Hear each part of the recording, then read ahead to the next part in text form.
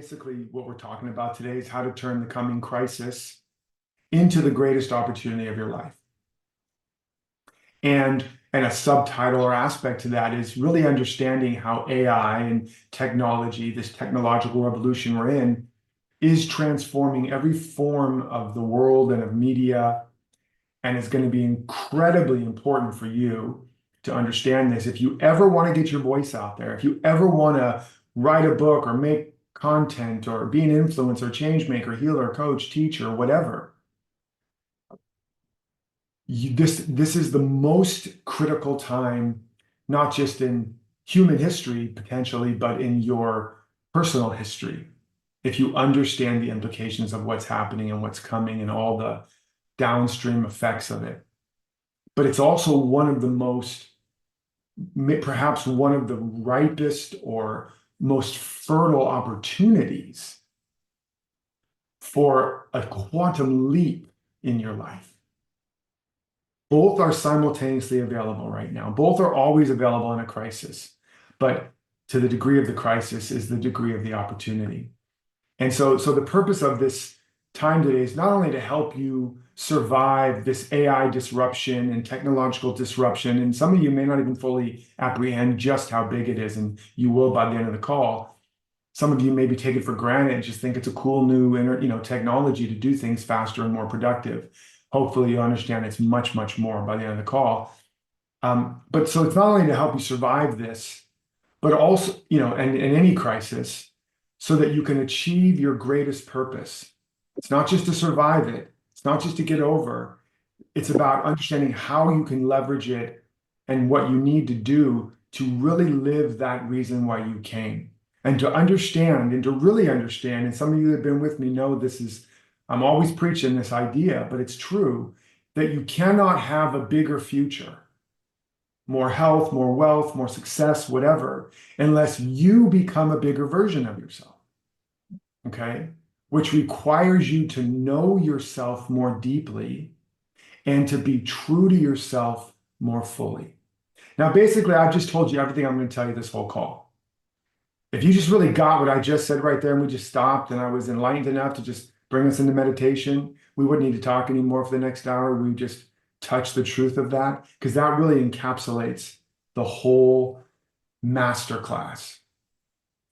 That in order to have more, we have to allow more of us to emerge. And in order for that to be true, we have to A, know ourselves more, and be ourselves more. And the problem with the world, as it is and as we've been conditioned, is everything is designed.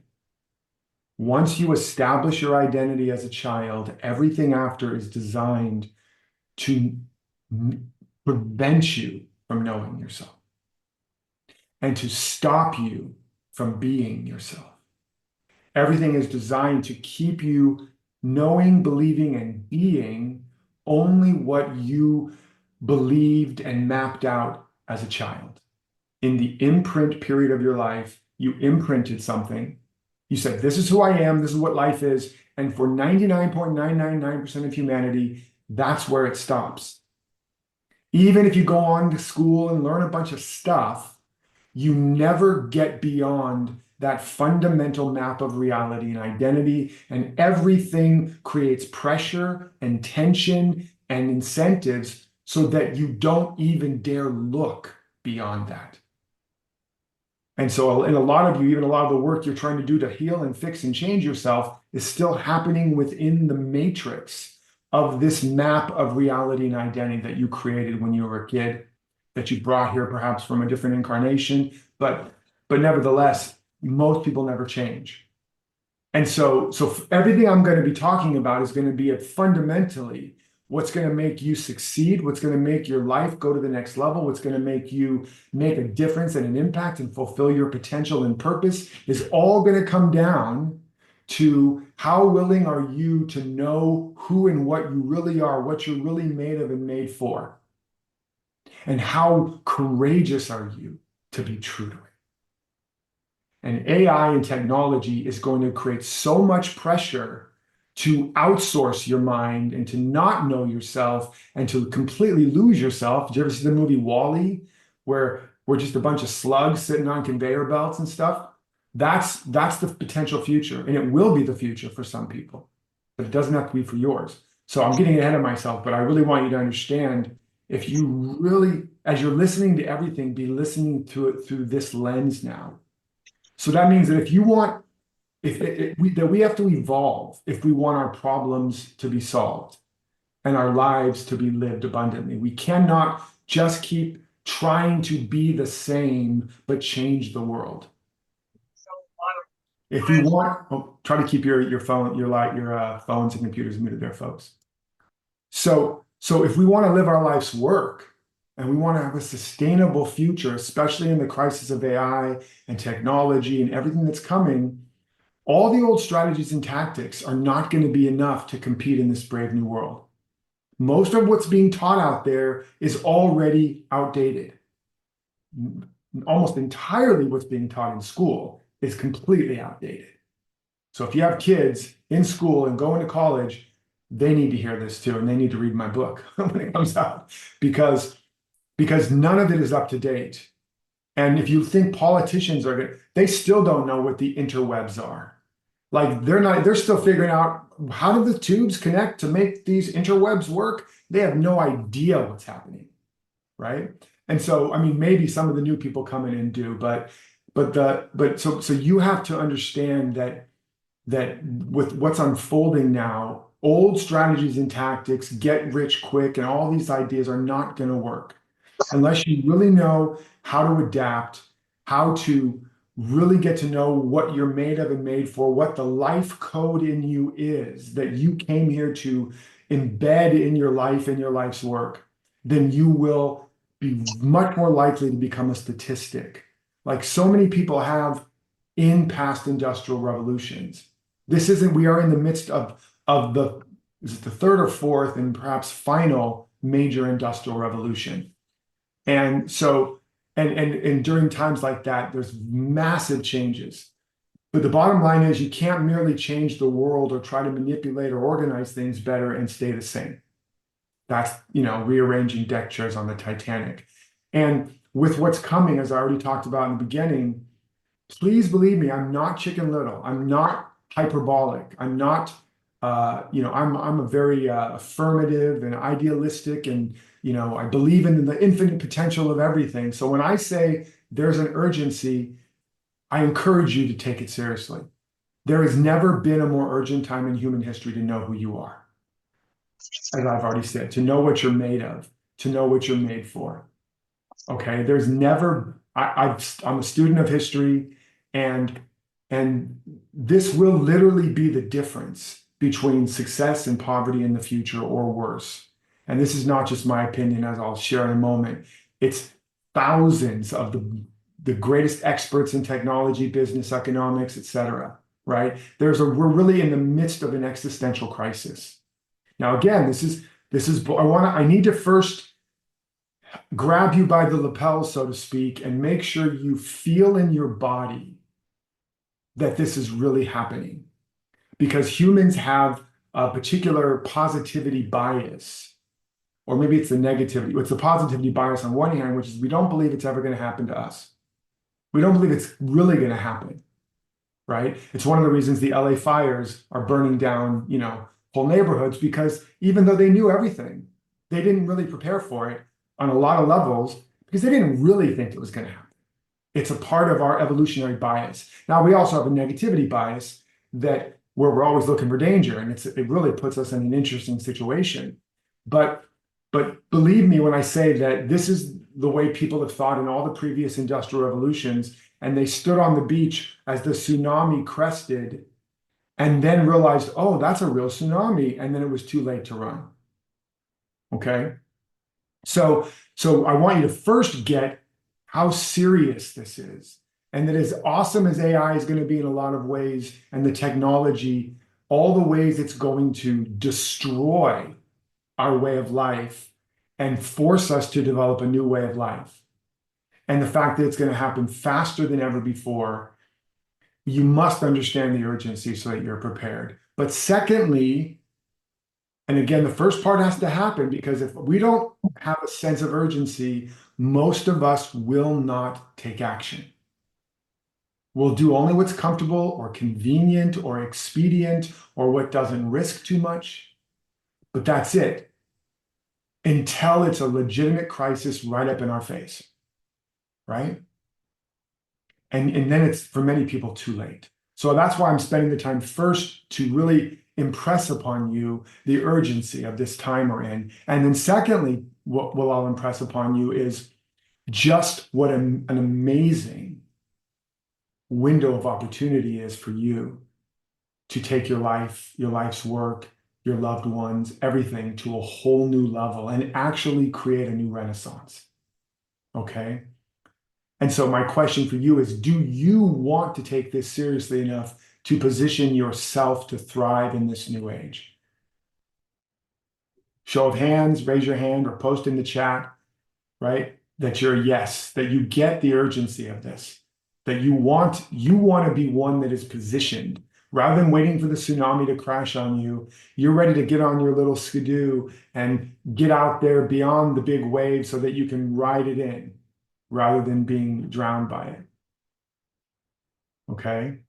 And just take a look at that, everybody in the chat, keep posting. Now, the number one principle that is embedded in this that you need to know to survive and thrive and become truly outstanding and to stand out in this brave new world order is that the number one most valuable resource on the planet now and into the future of this transformation, the number one most valuable resource. Anybody have an idea what that might be? Post in the chat. What do you think the number one most valuable resource on the planet is and is going to be now and into the future? Yeah. Breath. Breath. Breathe. Water. I love it. Can I speak? No, just post in the chat for right now. So that's great. So obviously these are all valuable. These are important commodities and resources. Breath, water, food, energy, love. Yeah, and these are all great answers. And some of you got getting close when you said us, ourself, me, my true self. And so, yes. And so obviously these are all true. And the number one thing that is the number one resource is going to be your unique perspective and embodied or lived wisdom. In other words, who you truly, authentically are. With all the AI and the large language models and the billions and billions of dollars you're spending to train these things, you know what it's coming down to? It's all becoming commoditized. All the large language models are feeding off of and learning off of all the same stuff. And so that makes it all pretty much not valuable anymore. It's a commodity. It's like water or like wheat.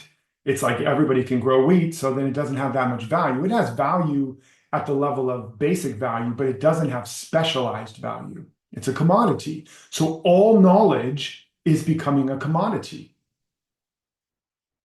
except for the unique knowledge. And so now what's becoming the most valuable are the databases of unique knowledge. And you yourself are a walking database of unique, unprecedented, unrepeatable knowledge and wisdom. And you haven't even begun to understand the depths of what you're made of and what's within you. Right? Really and truly, you. Now, it's also true that you are the original superintelligence, not AI. We created AI, not the other way around. We're the original AI. But your unique perspective is what's going to be uncodifiable, cannot be turned into a large language model unless you create your own. And it's going to be that amidst all the noise that becomes the signal. It's going to become that makes why a person would listen to you, pay for you, watch you, care what you think, and maybe even care about you, period, because of your unique embodied lived wisdom. In the near future, it's going to be harder and harder and harder even to get people to care about you as human beings, as AI chatbots have already proliferated in the millions and millions, and people are finding it more comfortable to be with an AI companion than a human. I'm not joking. The movie Her, it's real, and it's going to get way, way weirder. But the bottom line is what will make you stand out and outstanding, what will make you valuable, will be that which cannot be commodified. And so I want you to, and that is what I call fundamentally the life code of you. Now, and it's what will make you, again, when your tribe, your clients, your audience, whoever are looking for you, they're going to see you and know you amidst all the white noise of copycats and carbon copies and, shiny object syndrome or whatever. They're going to notice you because you're going to be speaking the language of their soul and their heart because of the life code. And you will have something AI will never have. Unless, again, you create your own avatar, which is a whole nother conversation we won't be talking about today, but it's a good idea to do. But so while the world is fighting over all the other resources and AI is gobbling up all the rest, if you double down on this resource of yours, this one thing, know thyself, and to thine own self be true, and you embody it in every area of your life and work, you will thrive. And I'm going to talk about this a little bit more later, but I also want you to understand from a metaphysical and spiritual standpoint, the universe, nature, life never supports anything in being anything other than what it really is. An acorn will never be supported in being an apple tree. Jesus himself could come down and lay hands upon that acorn, it will not become an apple tree. Okay? But if you're being who you really are, you are now in alignment with the currents of life and the support and the supply and the energy, and you will have an even greater chance of thriving. Okay? So this is the life code, your unique purpose, your unique pattern, your unique potential. And the disruption we're facing with AI and all the other related technologies, biotech, robotics, media, it's going to be bigger than anything in history. Bigger than any industrial revolution, printing press, invention of fire, internet combined. Combined. I've been studying this now for some years. I've been writing about it, as I've already said, in fiction and nonfiction. As I already mentioned, I have a new book, A Whole New Human, which won't be coming out till January of 2026. So you're getting some of the initial previews, and I'm going to share later how you're going to get. I'm going to give you a lot more. So you'll be way ahead of the curve. And by the way, this started for me a few years back in meditation, where I was meditating deeply before ChatGPT became a big rage, and the AI was in the mainstream. And I was in meditation, and a message came through. It said, "The flood is coming. Build an ark." And I was like, "What? What?" It was stark. It was undeniable. It had the energy of prophecy, something I only felt a couple times before in my life. And the time before that I had it was before the pandemic. And I knew beyond a doubt something big and bad and world-changing was coming. And everybody thought I was crazy and nobody would listen to me. And I just kind of didn't want to look like an idiot. So I kind of held back. And when this came this time, and it showed me a vision of what's coming, the transformation that's coming, the need for us to build our arc, which is to really develop our life code, our life's work, our true identity, what we are really going to stand for. As Gandhi said, become the change we want to see. The courage, the conviction, the commitment it takes to embody who we really are. But that if we do that, we will not only survive and thrive in the new world, but we will become the standout leaders and the whole new generation of change makers, if you want that. And I've studied history in every great crisis and downturn and transformation. That's where the new crop of leaders, change makers, artists, authors emerge from, the ones that we still talk about. Because it's in that midst of crisis those individuals that are not being overly influenced by the world, that are not merely trying to save themselves or save the world, but they're serving what is emerging in them. They've had the courage to know their yes and to say yes to their yes and to create and design a life that makes them come alive and that supports them living their life's work. Those are the authors, artists, creators, influencers, and leaders we still remember and talk about. Those are the ones that become the tip of the evolutionary spear. And that is the time we're in right now, folks. A new renaissance. It might be a little bit of a dark ages too, but out of that comes the new renaissance and the renaissance individuals. And that's you. But it's not just going to happen. It happens just. It happens by law, by principle, by understanding and applying. And again, we're not conditioned for this. We are not conditioned, and the world is not set up to really know ourselves and to really be ourselves. Just the opposite. Okay?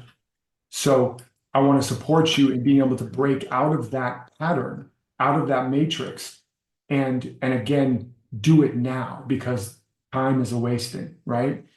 And I decided this time around, after watching the pandemic happen and after feeling it, seeing it all months in advance, and watching a lot of people get really hurt by it, the people that I knew, and many of them who have still not recovered mentally, emotionally, psychologically. The world hasn't recovered. It's torn a rift in our society. Some of it good, again, the apocalyptic aspect of releasing the lid and revealing what's been hidden, but a lot of it, a lot of trauma that has not been, that wasn't necessary. And we're heading into, we're not done. That was just the opening act for this massive transformation that's trying to happen on the planet, which is also known as the fourth turning. It's been prophesied about. This whole time we're in, it's all been prophesied about. It's all been predicted. It's all been seen. It's a cycle, right? And literally in this cycle, things burn down, literally and metaphorically. Structures crumble. Wars break out. All of this was already known, and it's all happening now, all the signs. And AI and technology, all of this is part of that. And it's an inflection point where we have a decision to make. Are we going to choose to double down on who and what we really are and why we're alive and why we're here and have the courage of our convictions to be the leaders and the inventors and innovators and the lights of the world that we came for so we can finally create a world that works for the highest good of all and fulfill the potential for which we created this place? Or are we going to go the path of the dark side and choose comfort, convenience, projection, blame, acquiescence, waiting until literally like Star Wars, Darth Vader has let technology take over. Star Trek, the Borg lets technology take over. Throughout history, this analogy or this myth of us surrendering our power to some external authority or technology throughout history. And we're on the brink now because AI is the first innovation that is the last invention we'll ever need. It's the first thing that will think for itself, right? The difference between the invention of the printing press and AI is the printing press couldn't print its own books, right? It couldn't make up its own stories. Right? The difference between the internet and AI is the internet couldn't create its own websites and its own businesses and its own information. But AI can create books and print them and internet and web in the millions, even in the billions and trillions, and ultimately with a prompt, not need your input anymore.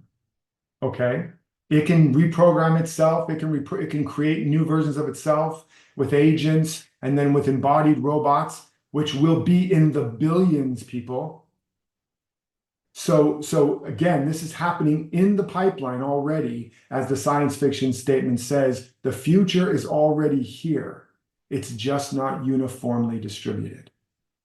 There will be billions of robots, maybe more than humans. This is not me talking. This is many, many, many of the experts. And I've seen a lot of the information, the data, the investments, and in stocks, a lot of it's happening in Asia, and it will find its way over here. So this is happening. And we're already in the midst of a meaning crisis and a loneliness epidemic, polarized and fractured in society, largely in part because of technology. And this is going to magnify all of that. Again, this is the bad news, but the good news is if you really heed this call and you are willing to recognize that for the next 24 months, there is nothing more important than that I get down like James Brown and know what I'm here for and commit my life to becoming that and to creating that. There's nothing more important. If I have to live in my car, if I have to, whatever, because within the next 24 months, it's going to be next to impossible to do it. But the other side of it is there are going to be so many people who need your help. So many people who are going to need your book, your art, your music, your business, your service, especially if it's got your transformational life code embedded behind it. You did not show up on accident. Nothing appears except as an answer. Everything that is here is an answer to a need, a solution to a problem, an answer to a prayer. That's you. This computer right here and this Zoom and all of this, none of this would be here if it was not the response to a need or the solution to a problem. Well, everything in nature works that way. And so you're not here by accident. You are here because someone, something, somehow needs you to be you. And technology is going to at first give a boon to productivity, but then it's going to take away our authenticity and ultimately our humanity if we don't know how to use it to double down on our inner technologies. Because again, AI is going to be able to do everything a human can do better, faster, cheaper, including writing books, music, podcasts, influencers, therapists, coach, art. So if you ever want to get your work out there, your message, have a brand, a practice, this is it. This is your moment, folks. At least 24 months from now, when we've gone through this major inflection point, you won't be able to say somebody didn't tell you so. My conscience will be clean. All right. And so, just imagine right now there's about 1 million books printed every year. It's going to be 10 million and then 100 million. And just imagine that with everything, the exponentiality of everything. There's I forget how many millions of web pages, maybe even it's over 1 billion now. That's going to go into the trillions. There's a couple million podcasts. That's going to go into the tens of millions and then the hundreds of millions. And there'll be a whole wave of synthetic influencers and artists and teachers and that will become stars and hits, and that's all coming. And so in some very real way, this is the last stand of the humans. Instead of the rise of the machines, I call it the rise of the humans. Instead of make America great, this is about let's make humans great again. Right? Let's make people great again. Let's become the greatest version of ourselves and evolve into whole new humans, into really the true and the deep and the authentic beings that we've always been. To become people that are so self-aware, so purpose-driven, so anchored in our deeper power and living out from there. Just feel that with me, that we eclipse the downsides of technology and societal rifts, that we model what is possible, and that we lead the emergence of this brave new world. And then you become irreplaceable. Irreplaceable. When you have a powerful understanding, you have a powerful inner standing, and that allows you to have a strong outer standing. You can stand out, and now you become outstanding because you're anchored in a place the world cannot touch, the world did not give you, the world cannot take away. Your resource your source, not the outer resource. You don't go and search for the fountain of youth. You understand you have to drink from the fountain of you, from the well of your being, whereas an infinite source of knowledge and wisdom, uniquely patterned, irreducible, irreplaceable. And I'm telling you, if you don't do that, you will be replaced. Hear me, please. You will be replaced. It's like I'm trying to talk to my kid, because, profit is not appreciated in their own household. So maybe one of you Ain't that the truth? can talk to my kid afterwards because, they're not going to listen to me. But you will be replaced. First, you'll be replaced by those that understand technology and AI, know how to use it to amplify their own authenticity, which is the right way to use it. And then eventually it'll be replaced by agents, which are coming this year. AI agents, agentic AI. And then within the next couple of years, replaced by embodied robots, humanoid robots, again, already in the pipeline. But if you are you, uniquely, fully, you can't be replaced. And more than that, there will be a whole emergence of a handcrafted humanity where having a real conversation with a real person who has a real perspective, a lived and embodied perspective, is going to be so valuable. And in fact, we already see evidence of that. The whole handcrafted beer community sells more beer than the big beer companies. The handcrafted companies like Etsy and all of that, which have, massive followings and clients and customers. It's not Amazon, but it's showing there's this emergence of organic and grass-fed and farm to table and human-centric and all of these qualities and values of what makes us human, that is going to emerge increasingly. And again, whatever the situation is, if a person's looking at 100 podcasts and they see a real human being with a real point of view who really knows who they are and is bringing their work or a book or a program or a service, that's going to stand out. And again, it's not going to be something the AI can just copy and commodify and commoditize. Because otherwise, again, and whether maybe you're in business and corporate world, the individuals that will keep their job are not going to be the individuals that are just doing the status quo, just doing what is everybody else is doing. We don't need you then. We can train an AI and replace you. And that's going to happen. But the individuals that are visionary thinking, that are tapped into their true power and their true voice and their true message and their true mission, even if they're working for somebody, they're going to be irreplaceable. And again, I'm already talking to a lot of CEOs and founders and people in these different environments. And I used to work in a lot of Fortune 500 companies as a consultant. And those are the individuals that stick out, those individuals that stick around, those individuals that get promoted. And so whatever the area is you want to thrive in, this is going to be critical. Remember, you are the original AI within you. Angel intelligence, ancient intelligence, ancestral intelligence, authentic intelligence. And that AI within us is our only defense against the tyranny of a high-tech, low-touch world. So again, even if you don't believe AI is going to be that big of a deal, you must be able to agree that there are plenty of crises coming and nobody escapes without the cross and everybody's going to have great challenges. And when you understand your life code and you embody it and you embed it in your world, you will be able to overcome anything. And some of you know my story. I went through a terrible divorce after 23 years and lost everything, wanted to die, transcended it, grew beyond it. And then my son died, transcended it. Still, it's very painful, but it opened my heart and allowed me to become even a bigger instrument of love and of service and of creativity, more creative and inspired than I've ever been.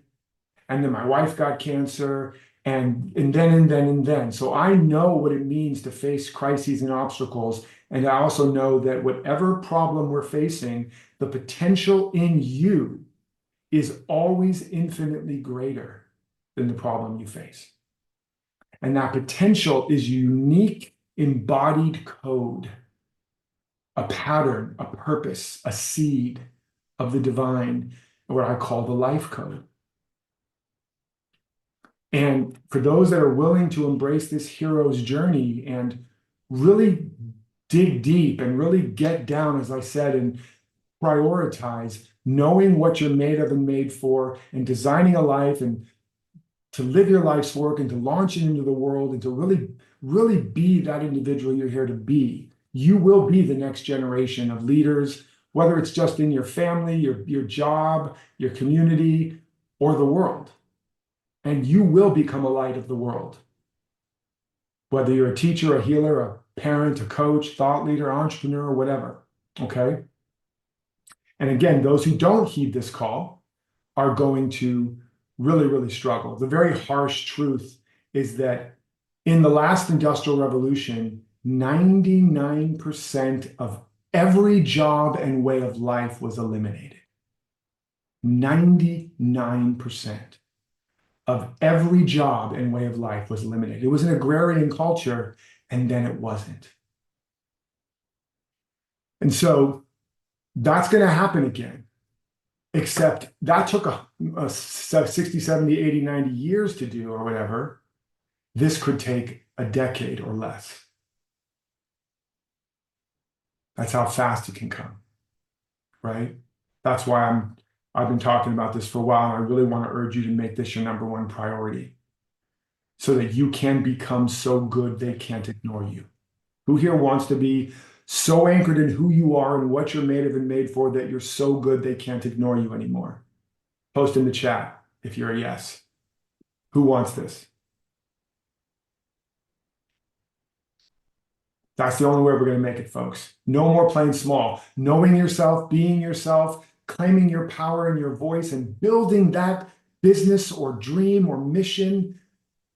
It's no longer an elective. Like in school, you could take home ec or something. It's not an elective. It's not just a workshop where you go to a retreat and go into the salt baths and think you've done something. This has to be the center of your life. Where there is no vision, as it says in Proverbs, the people will perish. And as it says in the Gospel of Thomas, if you do not bring forth what is within you, what you do not bring forth will destroy you. But if you bring forth what is within you, your life code, what you bring forth will save you. So just take a breath with me here. I get very passionate about this. I don't even know what I'm talking about anymore. I'm just like John, just screaming a prophet like in the wilderness. Just imagine my hair all long and scraggly. Now, again, this is not just my opinion, and some of you may know about this, but there's something like 13 to 15,000 people have already signed this letter. Big tech executives, researchers, engineers, all saying that the rise of artificial intelligence is on par with a global pandemic and even nuclear war. Again, I didn't say this. And now, of course, the irony is they're saying this even while some of them are still forging ahead because we can't help ourselves, right? It's like we build Frankenstein or Frankenstein's monster, and then it kills us, right? And so we're like, oops, why do I keep doing that? Why do I keep building technologies that risk destroying us? Oppenheimer, stealing fire from the gods. We just keep doing it. We just keep trying to steal fire from God and then become God and create a utopia. But what we keep creating is this opportunity to realize that we're not God as humans, and that God or reality has already done it better than we ever can. And we need to surrender to the inner intelligence and let it run the show. And so that's why I'm sounding the all hands on deck alarm for this community. And really am going to work very, very closely and very tightly with those that want support over the next 12 months or more, as long as it takes. But fundamentally because we have about 12 months to really position ourselves, to have a clear plan, and to really get going. I don't mean wait 12 months and then start. I mean to build it, to begin to launch it, to begin to live it, to start to align our life like the surfer that has to get out there before the wave is cresting. So whether again, that's your book, your podcast, your workshop, your art, your business, whatever, now is the time. There is no more time to wait. No more time to doubt, to fear, to put it off and all of that. And again, it's just getting started. The flood is coming, and it's going to be a modern day gold rush for those that are prepared. So again, just post here in the chat, do you get the urgency? And are you willing to do what it takes to prepare so that you can prosper through this? Yes or no? And whatever else you want to comment. Because again, our success is not guaranteed, folks. This won't just happen to you. It has to happen through you. There are many seeds in nature that don't become a tree because they don't get the right condition. You are not indigenous, you are endogenous, which means there's a seed in you, but it needs the right condition. And it's up to you to create it. It's not a guarantee unless you create the congruent condition. So I'm going to share some key ideas, and this also comes from my new book. I won't go all the way down the rabbit hole, but I want to share a framework so you can begin to understand, and then I'm going to get into even more specifically the life code work.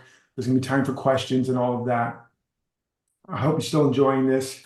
We'll go for a little bit longer, and then I'll open it for questions and stuff. This really is, there's an old Chinese curse, may you be born in interesting times. It was a curse. May you be born in interesting times.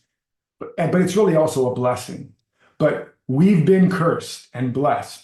We are born in such a time as this. This is the time you're in. So, yay. Thanks, Mom. I'm not sure. Thanks. But you're here now. And we're either going to build the pyramids or we're gonna go into a dark ages. We're gonna create a new renaissance, or we're gonna acquiesce to the machine. I'm not, and my invitation is that you don't. And where two or three are gathered in agreement, there I am. We can become the X factor. All great movements have started with a small group of individuals who shared vision and values that were transcendent, and the world could not stop them. So again, this is kind of a brief view into my new book, A Whole New Human. And also, I'm doing a virtual live event at the end of the month that I'll tell you more about later, which I'm only doing once this year, maybe only once for the next 2 years, because then I have my book coming out and there's a lot of stuff. I have a movie coming out. There's all this stuff going on. So I'm trying to pour everything I have today and also into this live event at the end of the month, where I'm going to walk you step by step for 3 deep dive days to prepare you to discover your life's work, your life code hidden in your life story, to heal your life story, to embody the frequencies and the codes of that true seed pattern of purpose and power and potential in you, then to turn that into your unique offering or up level whatever you already have and launch it into the world so that you can be successful and sustainable now and into the future, so that you have a beachhead when this flood comes, so that you have a radio tower above the floodwaters where that signal is strong. And I'm going to pour myself into that and give you that for 3 days, deep dive. People go away from that and have gone on to launch practices and live their life's work and publish books and all manner of things. So if you want that, if you want to, I'm probably giving this thing away, by the way. It's like it'll cost less than the price of dinner and a movie. It's pretty much cost, if even that. I'm probably going to lose money on it. But I'm doing this because this is my mission, to prepare you to become the next generation of thought leaders, change makers, healers, and creators of this new world. And so if you're interested in that, stick around. And who wants that, by the way? Just post in there. Who wants to have that be prepared? Not next year, not in 3 or 6 months, but like this month. Let's get on with it, right? Okay. So I'll talk more about that in a little bit. Actually, real quick, let me just double check something here. Because I'm going to give it to you guys at the early bird, as I already just said. And then it doubles and triples after that. But I'm just going to I'm not going to talk about it right now, but I'll put it in there in the chat. And for those that want to just take a quick look, and then I'll talk about it more a little bit later because I really want to focus today on this content. So, okay, so the first, and I just put it in the chat, by the way, if anybody wants to take a look and grab, the limited seats for the early bird. And so the first thing to understand is that AI will think for you. Technology is already thinking for us, starting with the calculator or the abacus, to the GPS. And by the way, I won't go into all this now, but do you know that with each new technological advance, where we let some technology do what we used to do, our cognitive abilities begin to atrophy. So we're losing all of these cognitive abilities or atrophying them. If you've been using GPS for a while, I dare you to go out in the city and turn it off and watch what happens to your nervous system. It's not a pretty sight. So we've been atrophying our cognitive abilities, and we're on the verge of literally outsourcing our whole mind because AI is intelligence. And it's like the frog boiling in water. And if you lose your capacity, and already a majority of people don't know how to really think for themselves. Look at the polarity, look at the conspiratorial thinking. I'm not saying there's not real conspiracies, but certainly not as many as people think. Look at all of the insanity and the craziness. And it's all a effect of diminished cognitive capacity, diminished ability for people to really think deeply, thoroughly, critically, analytically, and ultimately deeply, and to think again. And so this is critical to knowing yourself. How can you know yourself if you cannot think for yourself? And know thyself is the OG self-mastery principle. It's where it started it all. If you don't know yourself, you can't be yourself. If you can't be yourself, you're going to get commoditized, and somebody else and some machine is going to be you. So you got to be yourself to be yourself. You got to know yourself to know yourself. You got to think for yourself. Period. There is no way around it. And increasingly, people don't know how to think. And so they're letting everybody else think for them. Now, if you want to be a thought leader or a thought follower, I love all these thought leaders who are following everybody else's thinking. I think you misunderstand the title, right? Think for yourself.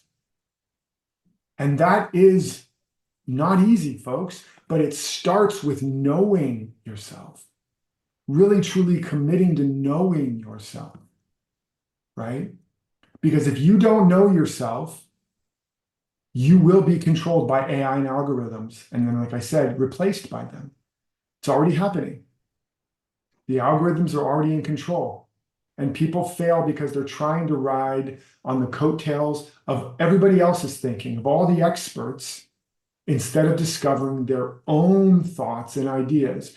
What sets my work apart, at least in this area, is that the life code work, everybody out there is trying to sell you their blueprint.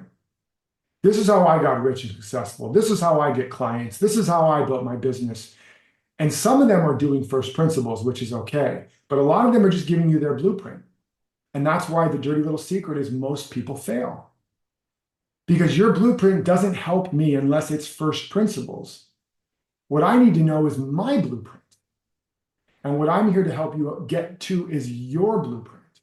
When you know your blueprint, you can build your house. When you know your blueprint, you can write your book and your coaching practice and your workshops, and it will stand out. It will resonate like a homing beacon. It will be a lighthouse in the storm of misinformation. I'm telling you what I know. I started off, and every expert said I could never succeed as a spiritual coach unless I was one of the big best-selling authors, Deepak, Tolle. And I'm like, okay, thanks for sharing. We'll see. Because I knew my life code. And I grew to 6 figures, 7 figures, global reach faster than any of those experts that told me I couldn't do it. Because when you know what you're made of and you're being who you really are, as I already said, life is on your side. The wind is at your back. But if you don't know what you're made of and made for, and you're trying to be like what everybody else says you should be, and stepping over who you are, then you are walking against the wind, swimming upstream, and you're not a salmon, folks. You cannot swim upstream successfully unless you're salmon, right? So there's a hack here, but most people fail and are failing and will fail because they don't understand it. So you got to think for yourself. You have to make the commitment today.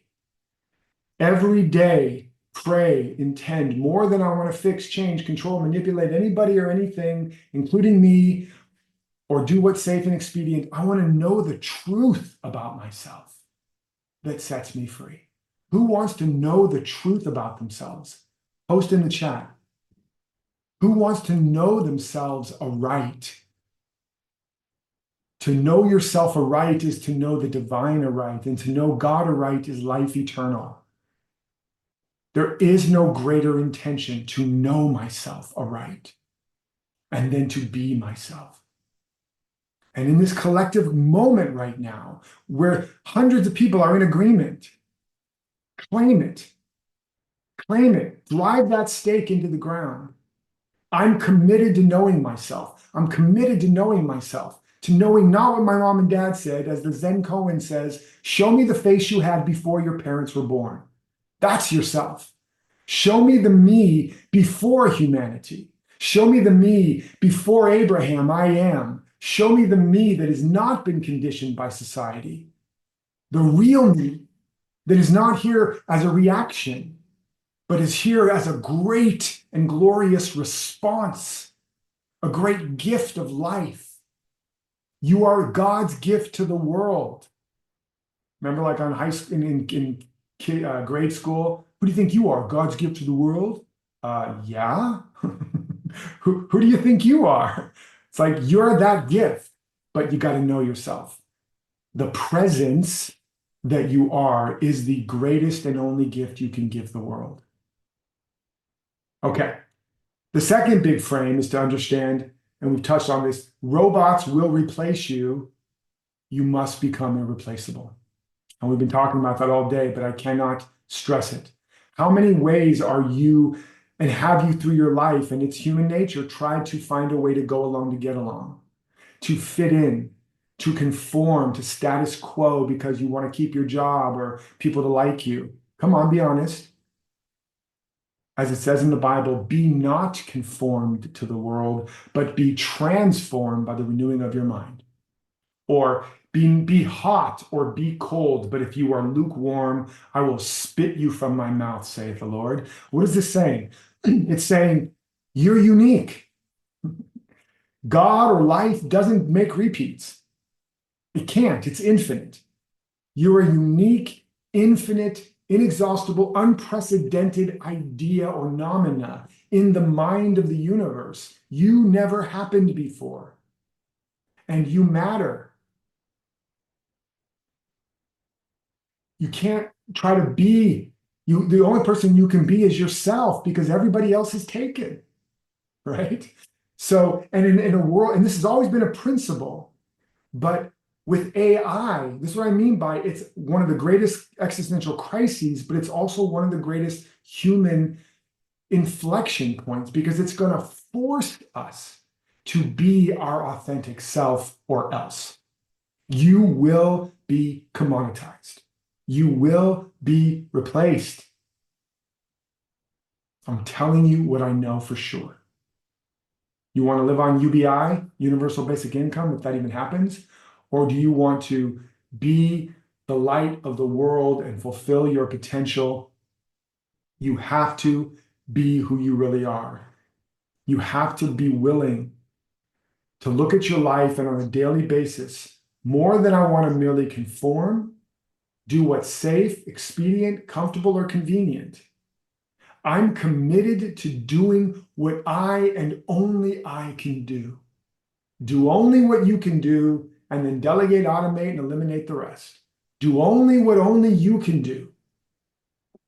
I'm committed to doing and being only what that is what I can do alone, what I was made for. It doesn't mean there won't be other people doing similar things, but they will not be able to do it like you, because remember what your number one resource is: your unique, lived, embodied wisdom, which is encapsulated in your life code, which is engendered from your life story. Your life story is not an accident, not a mistake. It's a code. And when you understand how to read it, which we're going to do this in this week, in the 3-day weekend, you're going to walk away decoding your life story, healing your life story, embodying your life's work, knowing how to launch it into the world and bring your life into integrity with it, so that you become like a laser, a force that is unstoppable. So who here is committed to knowing themselves and to knowing that unique purpose that you are here to do?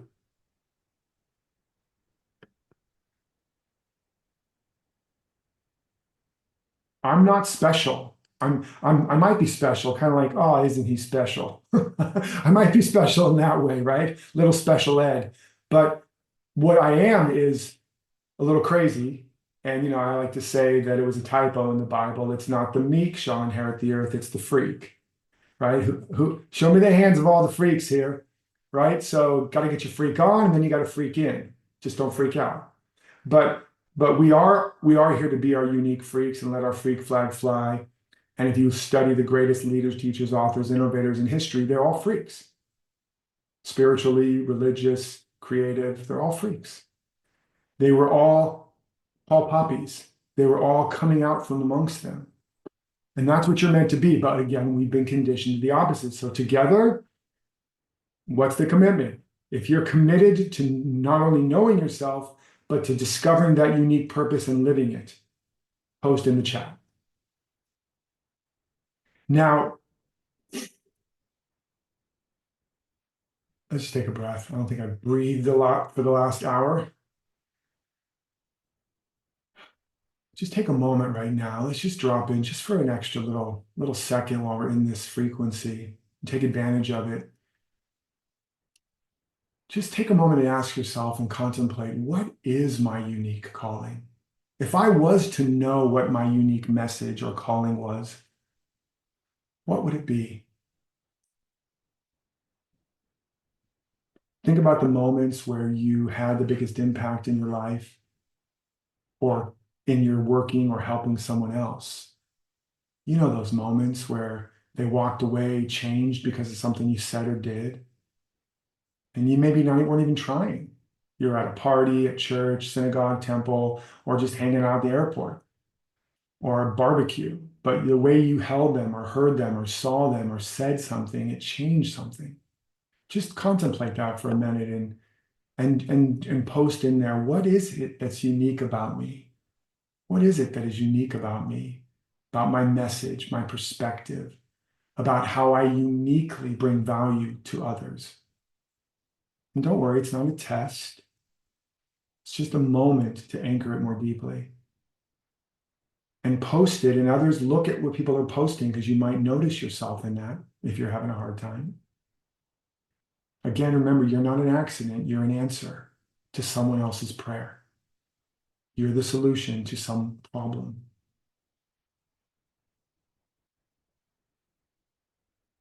And again, especially if you have to leave, as a matter of fact, just since I'm going kind of deep into these principles, I just posted again in the chat, because I got some private messages from people saying they had to leave soon, wanted to know how long this was going.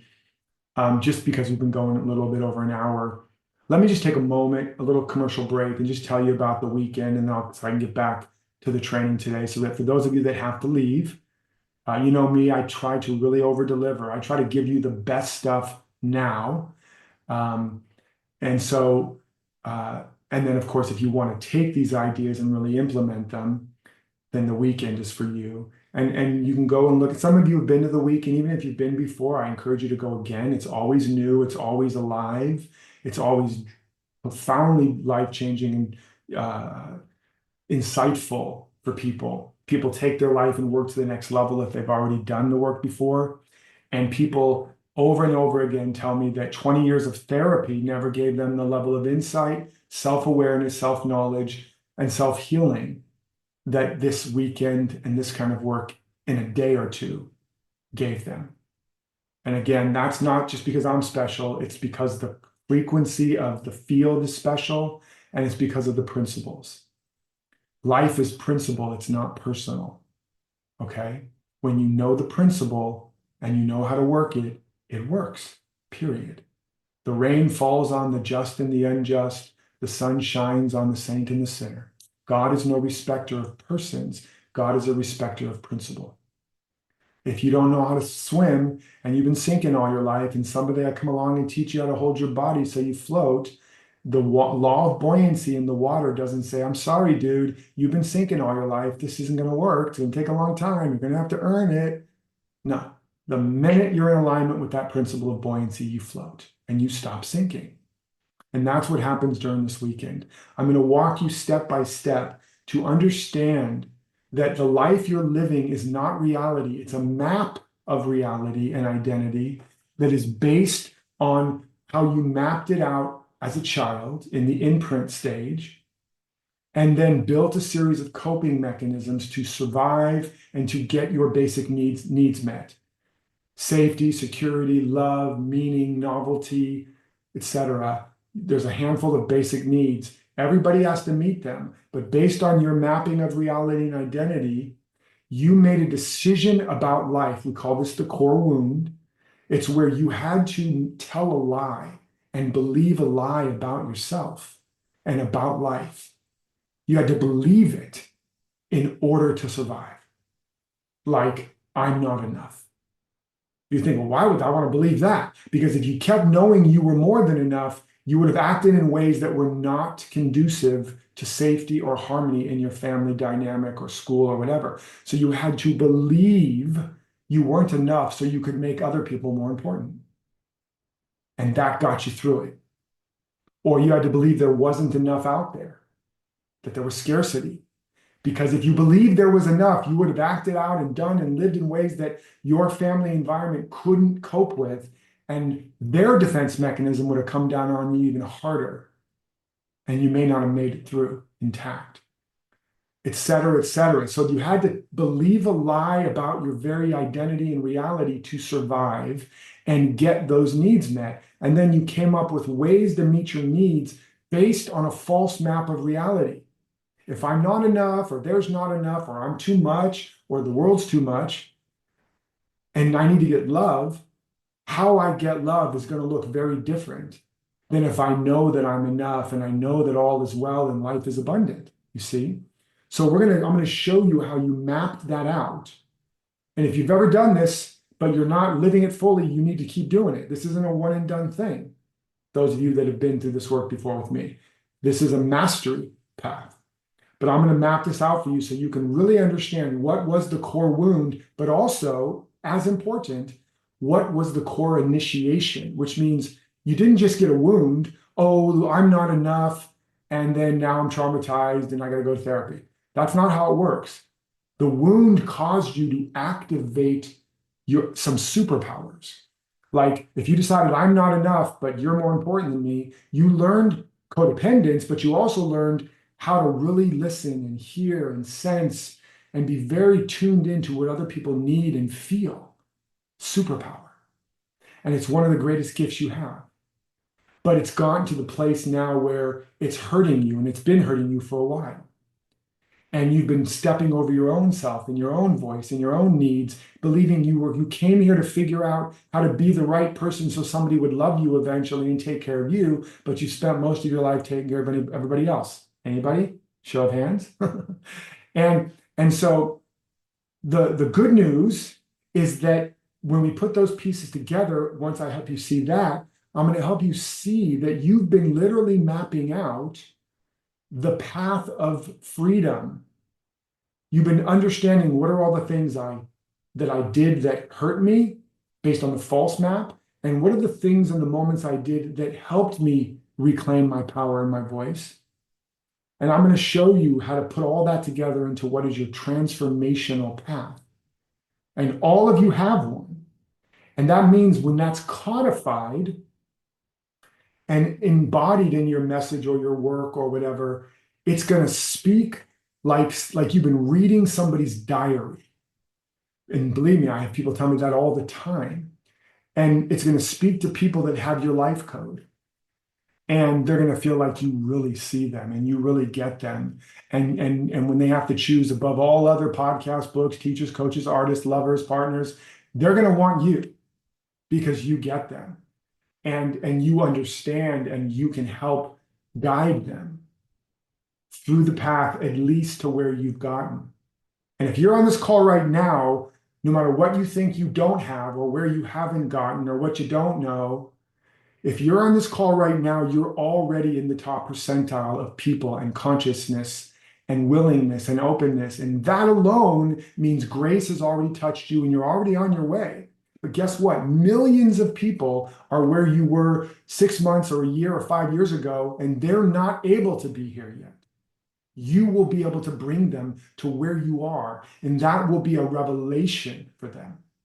And you'll be able to do it faster just by your embodied state of wisdom once you have codified your life code. And understand the workshop you've been living is the one you're meant to be giving. So whether it's literally a workshop or art or books or business, it's all the same. Steve Jobs was not a computer guy. He was a philosopher. Apple is not so successful because it's a great computer. It's because it embodies the life code of Steve Jobs. Think different. Harley Davidson is not about the best motorcycles. It's not why it's a brand everybody in the world knows. It's because it embodies the zeitgeist. Freedom, easy rider, against the elite, busting out of the system. If you have a Harley, man, you are not a cog in the system. It's not a motorcycle. It's a way of mind and of life and of being. It's a life code.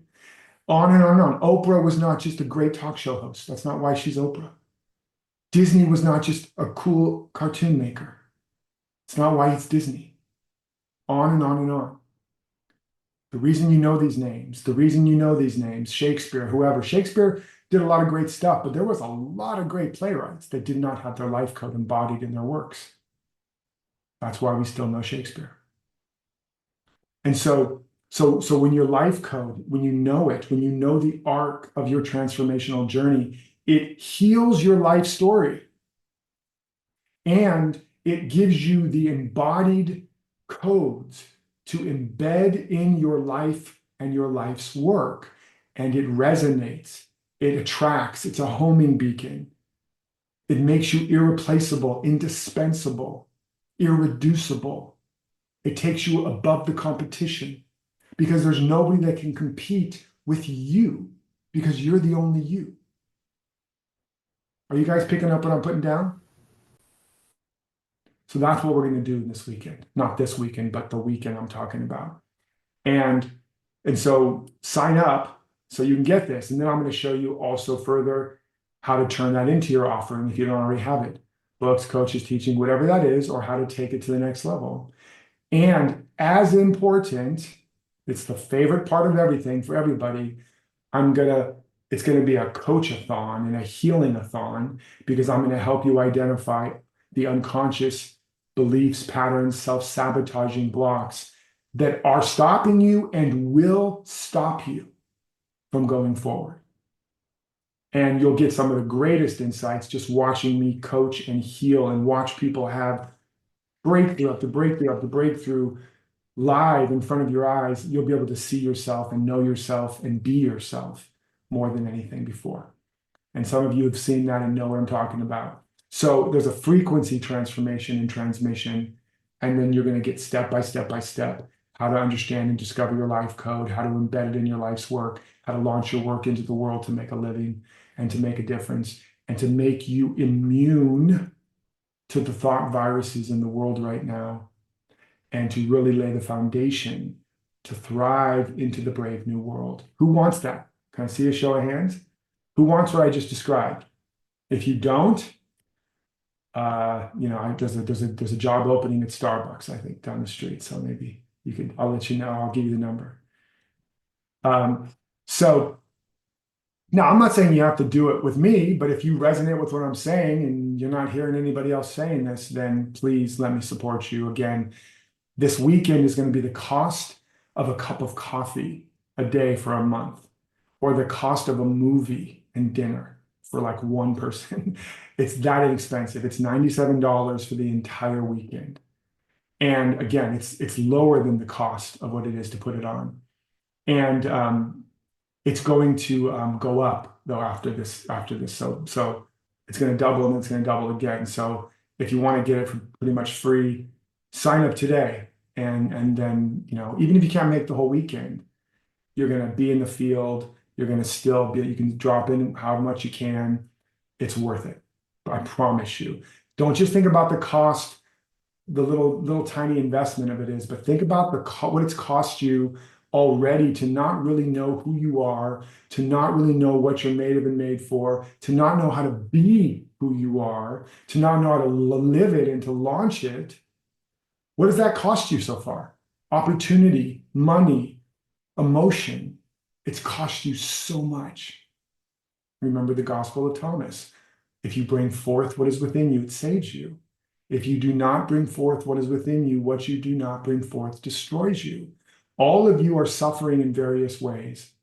You think it's because mom or dad or brother, sister, boyfriend, wife, husband, or government or society. You think, or maybe you just think it's your karma, or maybe you just think you were born on the wrong sides or you're not what? No. All suffering is two fundamental things.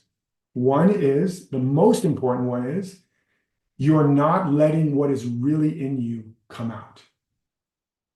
So you're blocking life force that would naturally blossom through the tree, through the branches, into the leaves, flowers, fruit. And it just cycles and harvests, blossoms, and it's a healthy, vibrant, abundant tree. But if somebody doesn't let the fruit go, or somebody tries to, doesn't support the structure of the tree correctly, or in some way cuts the roots off so that what's really in the seed can't flow, the tree stagnates. And then it starts to rot in different branches. And the problem isn't in the branches, it's in the roots. The problem is in life is not being able to flow through you and from you. Whatever's missing is what you're not giving. Whatever you're waiting for, you're the one weighing it down and holding it back. And it's time for the Great Weight Loss Program, WAIT. It's time to recognize you are the answer you've been waiting for. And so is the world. But you have to say yes to your yes. But you got to know what your yes is. And then second, so that's the biggest cause of all of your challenges is the extent to which you're saying no to your yes. Unconsciously mostly, but for some of you, you've heard the yes and you're like, I'll get back to you, right? The call comes and you let it go to voicemail. How many people? And the universe keeps calling and now it's getting the message, sorry, this mailbox is full, right? It's like, okay, who does that? Why? So you have to understand what happens in every hero's journey when they get the call and they refuse the call. It's in the first act of every hero's journey, right? Luke Skywalker gets the call, help me, Obi-Wan, I need help. It's like, nah, maybe later. He gets back, Aaron's dead, farm burned to the ground, there's no way, everything is just destroyed. And he's like, Obi, help, right? And so that's telling us a psychological story. When the call comes and we refuse the call, we begin to suffer. And all of us already did that at one point. And so the suffering we've entailed for our life and the struggle, that's the first reason, is because of all the ways we've resisted, denied, refused the call, the yes, the truth of us. Are you all picking that up? Do you all feel what I'm saying? It's that simple. And that's why know thyself is number one, OG, the Oracle of Delphi. And the second reason is the ways that we've been conditioned because of our life experience and through the lens that we're seeing of our life story, we've been conditioned to be looking for our answers and making up an identity from the outer world. And then that combined, the resistance to our yes and the hypnotic spells we're living under that tell us, I should be this, I am this, I have to be this, I can't be this, which now is a drive to try to be something we think we should be or must be, or we look out at the world as an acorn and see successful apple trees and go, apple trees is where it's at. I'm going to start an apple tree business because all the experts are saying apple trees are where it's at. But I'm an acorn. And I may not even know I'm an acorn. I don't even know I'm an acorn, and now I'm trying to be an apple. How do you like them apples? Like it's going to be a very bad apple, right?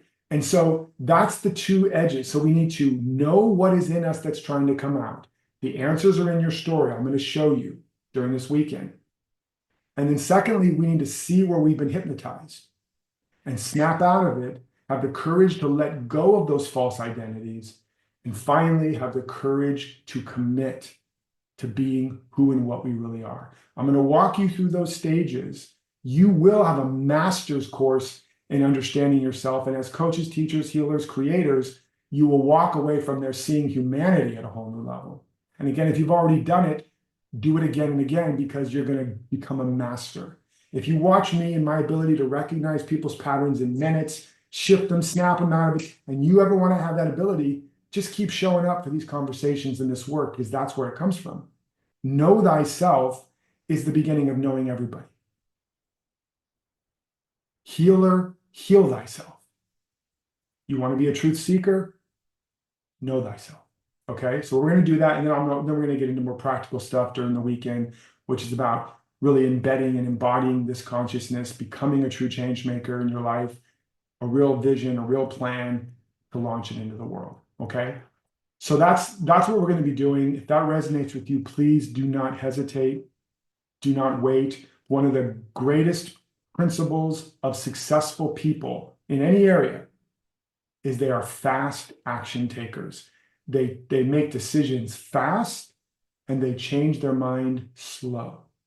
Let me say that again. The most successful people make decisions fast and change their mind slow. The least successful people make decisions slow and change their minds fast and often. Anybody? You decide to do this thing, and then a few months later, you change your mind again, and then a few months later, you change your mind again. Or some of you are like changing your mind 3 times in a day, and you're in that indecision loop, which, in all fairness, that's another symptom of what we call ADHD. But again, there's a solution to all that. So make a decision fast. Trust your yes, even if it's a yes, but, and let's do this work. Let's prepare. And I'm going to be supporting you then and into the future to really create this new arc. Again, it's like an arc.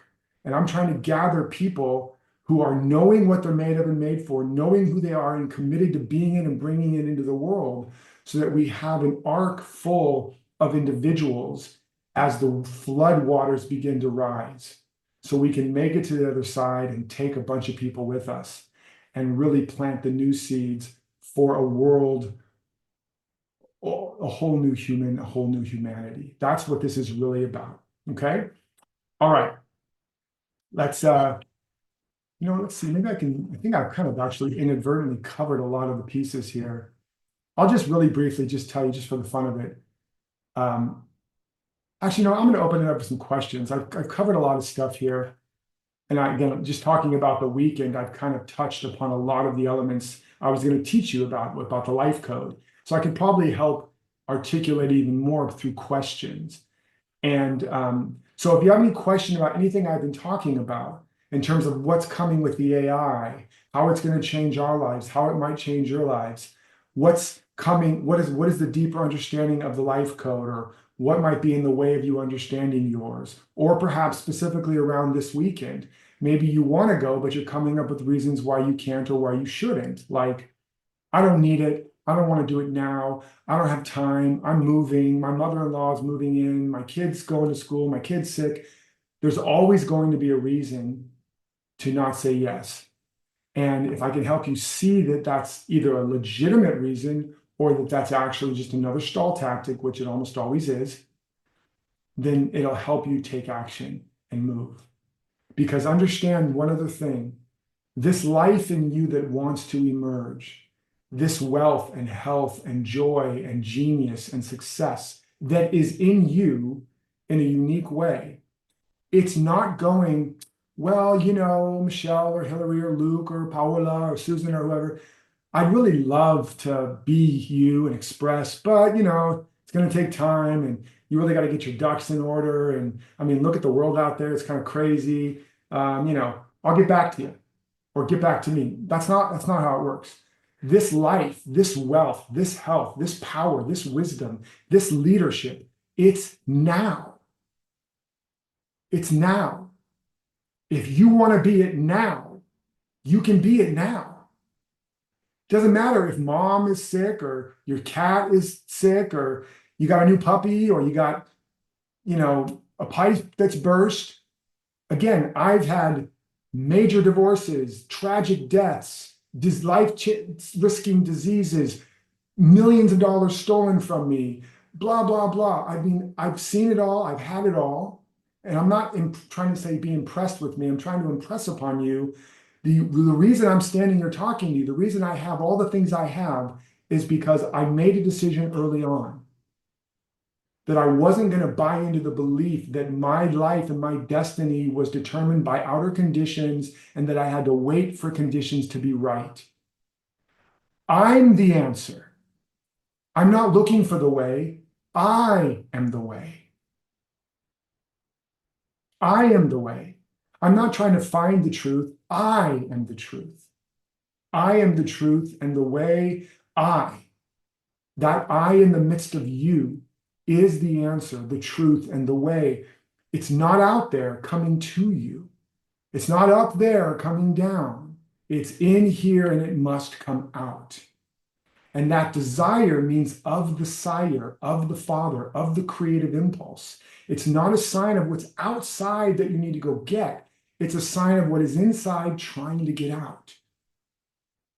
You're pregnant with it. You're wanting. What do I want? I want to be this. I want to do this. That want means I am.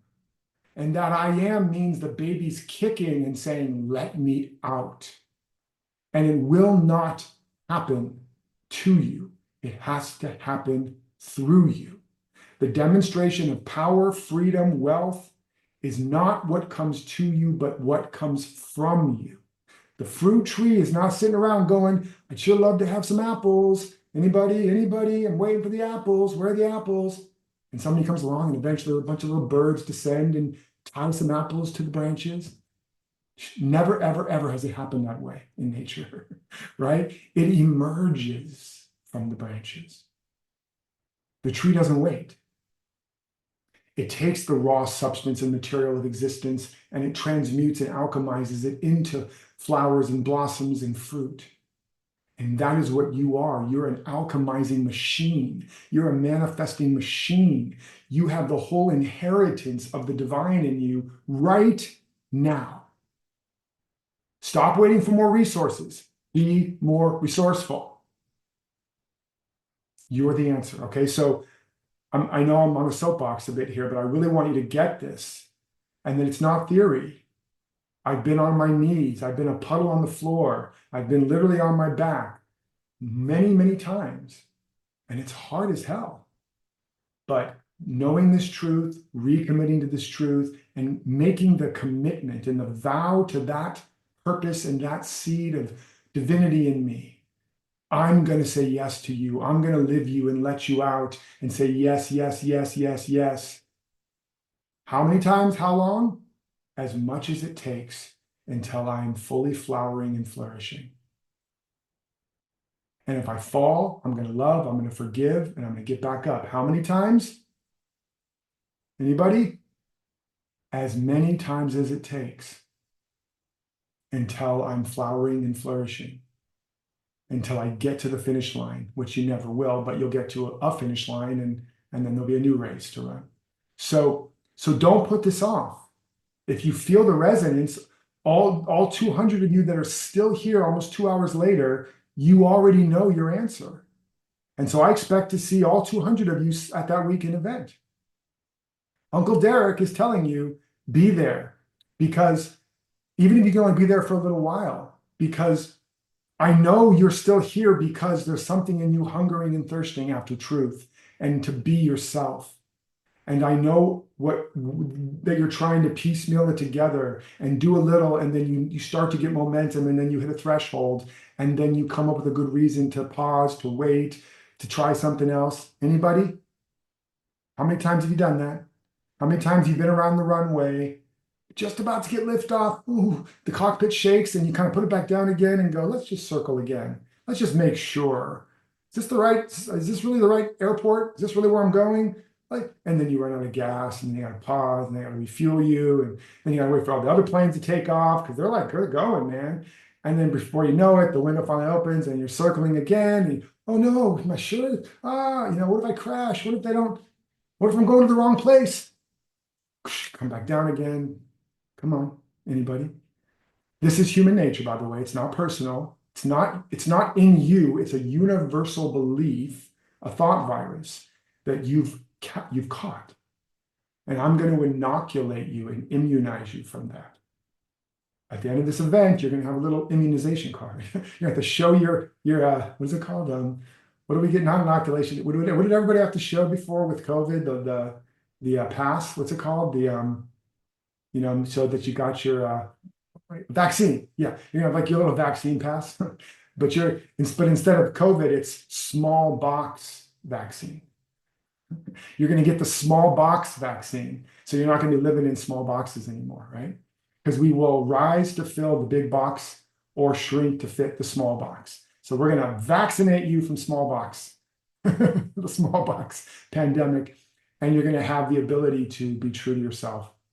It's not your fault, but it is your responsibility now. If you're feeling the call, feeling the yes, and you don't see any other avenue currently and to determine that you can get results, then take what you've got and let me support you and take it to the next level. Okay, we got some hands up here. Let's go to Sharon. Hey, Sharon. Hey there. I would put on my video, but I would probably lose internet connection, so I apologize to everyone. That's not right, Sharon. I You live. just don't want to put on you just don't want to put on your shirt. That's okay. So quickly, I have two issues. One is information for you that I would like you to respond to. In the last 2 to 3 months, your emails are being diverted by some algorithm into the known spam file. Mm-hmm. And then I wondered if anybody else has reported that. Yeah, that's a whole I different issue. It's an admin issue, but that's been happening increasingly with email servers. It's not just mine. There's all kinds of Okay. as email becomes more like a social media feed for people. Like literally, some people have tens of thousands of emails in their inbox. Um, it's the servers are becoming the spam, and again, AI is increasingly going to create, a deluge. You guys ever get those calls on your phone from your own area code, and now you get them like 3 times a day from every single location around you with your area code, and you realize it's all spam, it's all AI. So that's happening with email too. It's going to happen with online content, and we're having to now create other kinds of gatekeepers and gateways to clear that stuff out. And so in the interim, as these systems try to figure it out, a lot of good email is also going to spam. It happens to me too. I find a lot of lost emails Yeah. from even friends going into my spam filters and in Yahoo and Gmail. So we're working on it though. But thank you for telling me that, Sharon. We are working on I have it. one other thing that I would like to Sure. share that Yeah. has to do with what my core issue or problem seems to be, which has got to do with censorship being taken out if I really show who I am. And that's, Yeah. I've studied with you since 2019 regarding this. And is it a lie or is it also a real thing? I keep coming up with that process and keep When you say is it a responding lie to. or a real thing, in terms of if you speak your truth, that you can be censored or attacked, or what are you asking? Yeah, that's part of it. For example, I just had an experience twice when I was speaking about not worshiping AI, meaning that Mhm. it's a tool, not a source.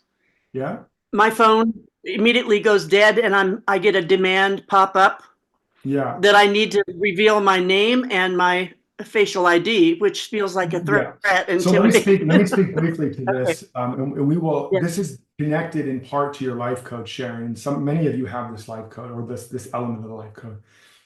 Is there is what I coined years ago, the crucifixion complex. In UK and Yeah. Australia, they also call it the tall poppy syndrome. And it's this basic fundamental fear that if I really pop my head up out of the crowd, if I speak up, if I be authentic, my head's going to get chopped off. I'm going to get crucified. I'm going to get assassinated. I'm going to get attacked. At the very minimal, I'm going to get judged. My character is going to get assassinated, or I'm going to get hacked or attacked. And at the very worst, I'm going to get physically harmed. Anybody understand what I'm talking about? It's a very, very common pattern. It's a universal pattern, but if you feel a unique aspect of that, your life code, the wound, it's a part of your early wound where you got a message when you were talking or showing up or being yourself in subtle and not so subtle ways that it wasn't okay, it wasn't safe, you got judged or you got punished or you got made to feel insecure in some way. And you decided on one level to try to figure out who you need to be to survive, to be loved. But then for most of you, there was a period of rebellion where you rebelled and you said, fuck it, I'm just going to be who I really am. And then eventually you come back again and you recapitulate and you try to fit into a box again, but a little bit, try to somebody be yourself. And you never quite have figured out how to get free. And your experience is increasingly someone's out to get you, or there's, I hear that click on the phone, there's a click, they're listening, or, oh, notice how the AI keeps doing weird things to me now. It's listening to me because it knows I'm against it. Now, that's one level, and that just grows.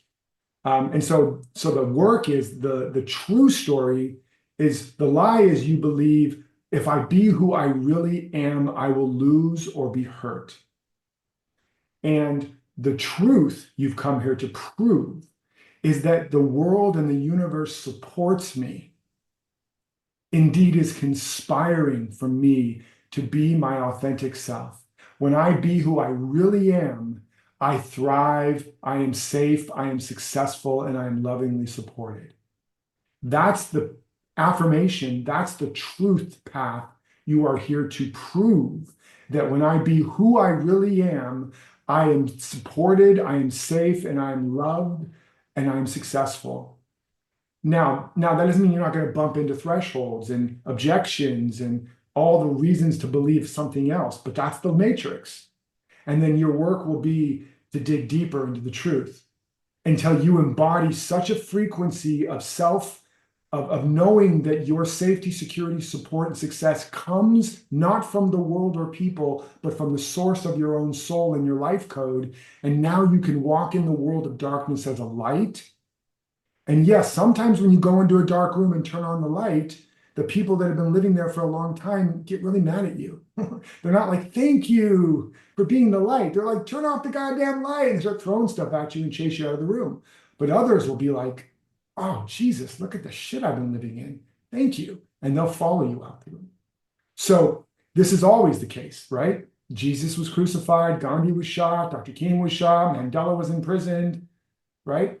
And I call it the crucifixion complex. But just because that happens to a select people, it doesn't mean it's going to happen to you in 99.99999%. It's not. It's a pattern that you are meant to reclaim the truth about, that life supports those that live the truth. The truth is the only real power. And so that's you're being invited to, Sharon, and anybody that relates. And there are many, many people out there, truth seekers, truth students, wisdom keepers, light workers, just people all over the place that want to live in the truth. They want to tell the truth. They want to live the truth, but they're afraid for the same reason. And your core of your life code is to begin to honor that even in all the little ways in your life and build that up. Does that make sense, Sharon? Yes. And I do feel like there's really real and present danger, at least in this dimension. And again, what I'm saying, yeah. hear what I'm saying though. Yeah. This is really important. We won't go down the rabbit hole today, but we will go down Right. this rabbit hole in the weekend, because I'm not Okay. saying there's not dangers and challenges in the human dimension, right? This isn't about being Pollyanna. Yeah. Jesus said, "Be wise as a serpent Yeah. and gentle as a dove."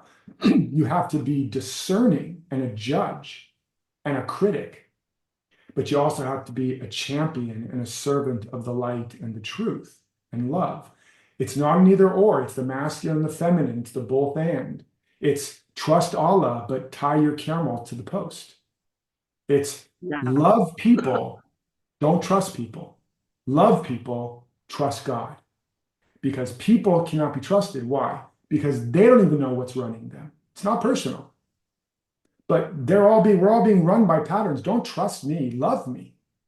Listen to me, yeah, but don't trust me. Trust the God of your own being, the truth. In fact, that was the next principle I was going to share. We will be deceived by deep fakes and deception of all manner. We will not be able to tell the truth anymore in this post-truth world. We have to learn to live by insight, not eyesight. We have to go the Jedi way, right? Young Padawan. We must become a Jedi and live by insight. And this is true in all these areas. The great master teachers were teaching us there's a reality right here, a reality of wealth and health and love and joy and peace and safety. For those that dwell in the secret place of the Most High and in the shadow of the Almighty, 10,000 may fall at their right and 1,000 at their left, and a plague by day and a pestilence by night, but none shall come nigh your dwelling place. So when you live in the truth, you are MC Hammer. Can't touch this. All right. So that's ultimately the truth. Now, even if you kill me in 3 days, I will rise again. I mean, these are metaphors and principles. And I'm not telling anybody to go out there. And this is not just about your physical death. It's about, well, what about when I have to invest all this money in building this business or in going in this direction with my life? I could lose it all, couldn't I? Yes. But you can't lose the real abundance. And so you want to be anchored in real wealth so that you can circulate the coin of the realm and not be afraid. But yeah, Derek, people will steal and things can go wrong. And yeah, but who cares? There's a principle here. Live by the source, and it's inexhaustible and it's indestructible. What about love? I give my love to people. They could take advantage of my heart and vulnerability and abandon me and hurt me. Yeah. And what's the Mother Teresa thing? Yeah. You love people and they'll abandon you and they'll reject you and they'll judge you. Love them anyway. You know, you'll give your best to the world and the world won't appreciate it. Give your best anyway. You'll do this and do that and people will judge you and attack you and not like you and misunderstand you. Do it anyway. And at the end, she says, because it was always between you and God anyway. And so at the end of the day, Sharon and everybody, they're the source within you, this life code, this life force, this life source. It is and has everything you need. You're not really in the world is in you. And what I'm going to help you and continue to help you do is awaken to and build the field of dreams in your heart and in your consciousness. And then you will be building something the world didn't give you and the world cannot take away. Whether it's love, generosity, peace, security, abundance, your reputation. You all picking up what I'm putting down? Now that's hard. Yes. And I'm not saying try to walk on water. I just want to invite you to begin to contemplate along that, and I'm not saying don't go and do don't go to a war zone and walk around where bullets are flying around you and say, God will protect me if you don't fucking know that. So like this is about embodiment, and it's about discerning what is the next step for me to take. What's the next step? Not me trying to share, I'm strong, I'm abundant, I believe, like all those Christian scientists that said, God will protect my child, they don't need medicine, and then the kid dies. That's not spiritual. That's not what we're talking about. So there is a level at which it's showing up for you, Sharon, and for all of you. And it's saying, and it will be a level that will be uncomfortable, that will be scary, that will be a stretch. It will be both exciting but scary. That's the threshold I want to help you cross, because that's where the growth is, right? And then you'll grow strong enough for the next. And eventually you'll grow to the place where you will be able to walk in a war zone and not be touched. All right, I got to move on. Is that helpful, Sharon? Yes. Thank you. Amen, You're brother. welcome, my dear. So good to at least hear you. Let's go over to Luke. And you can Hey, post on brother, that. how are Hey, you? guys. Hey, brother. Good to see you. Good to man. be here. Good to see you. It's been a little while. Always good to see you. I wanted to propose a gratitude share, basically speaking about life code, if that's okay. Sure.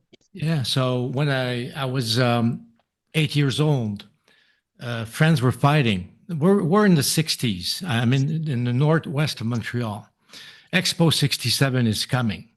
Everything is growing and the feeling of expansion and all of that stuff. And I see friends fighting. And I hear a voice in my head. I'm 8 years old. And it says, that's how I know it. I'm 8 years old. It says, it's 1966. They're fighting like cavemen. That can't be. There's more. And then another voice that comes and says, remember this. Remember where you're sitting. Remember who it is. I actually put a keynote with it. And I found the pictures of the people and all that stuff. Yeah. All that to say that through your help, we first met in 2018 in LA, as a matter of fact. And then I was on Impact for a couple of years, 4 years actually. Yeah. And now I've got a website with my name on it, and with the slogan being "There's more." And it's like reconnecting through this process to what's always been there, because Correct. grow up in the 60s with a lot of intuition meant being trashed because you couldn't point at the elephants in the rooms. I mean, people didn't want to hear it. Right. So my little toolkit, I had to put it aside for like 50 years. And then when I met you also, I was already like on the field doing what I'm here to do. But with you, it's like the yes became so resounding, and also the aspect of the urgency and the freedom it gave me to realize that the only choice that I really had was to choose my life code. Mhm. And somehow collectively, it feels like stepping into the new world, and that being the only way. That's what I've been hearing, what you've been saying today. I want that 5D world that works for all. Well, I got to step into it. And to me, the door opens in stepping in my own life code and putting a website up with "There's more." And what am I building? I'm building portals of self reconnection. So I'm on the draft or the boat or whatever you called it before. The And arc. man, yeah, and man, I want to thank you. I mean, and I see you today, 6 years later. I mean, you're being yourself, but again, I can see at a whole other level. Uh, but throughout, the principles shine through. I mean, it's the same conversation, but it's deeper and deeper and deeper.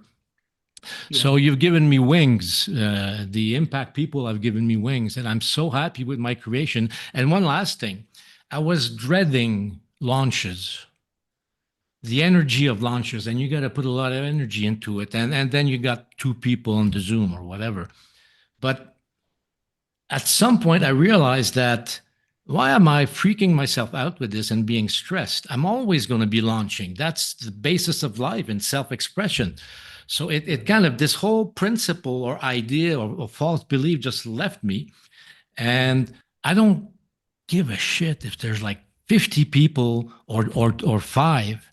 Yeah. Of course, I love it if there'd be more sometimes, but I can see that. But I'm still in what I'm here to do. So, yeah, so that's an encouragement for all of the ones that are listening now that are just starting with Derek. It's just amazing work. And I'll just say thank you to Michelle Bahu that I see on my screen in the first pictures. She's been listening to you a whole lot with her eyes closed, but like the light that shines out of that woman, like just being in the conversation, like she's been drinking at herself through your words. So She's been drink. She's just been, or maybe she's just been drinking. Michelle, have you been drinking? I got my tequila right here, so if you know, just in case. yeah. So Thanks, yeah, Luke. thank you, I man. appreciate Thank it, you. brother. I love you, man. And Love I've you. watched you grow and shine and help so many people and men and grow into the man and the leader that you always were and are always meant to be. And I just see the layers and the iterations and the deepening. Mm. And that's the process, you know. And it's important to remember this is a deeper conversation. We won't go down the rabbit hole today, but at the end of the day, at the end of the year, and the end of the life, what matters most to our soul, which is to the essence of life itself, is not merely what we've achieved by world standards, but how much of who we are we've allowed to emerge. Who Mm. we've become is the standard of true success and fulfillment in our life. Much, much more. In fact, ultimately, that's it. Life is emergent. Remember, life already has everything. And I'll let you go here, Luke, so you don't feel like you're on the line here. But the life already has everything. And I've had this metaphysical or mystical experience a few times where I was suddenly, there was no more Derek and life. It was just life. And I was like, I just wanted to give everything I had to everybody, right? And I had to tell my family, keep an eye on me, make sure I don't actually give away everything. And when it happened the second time, I realized, oh, this is what life feels like.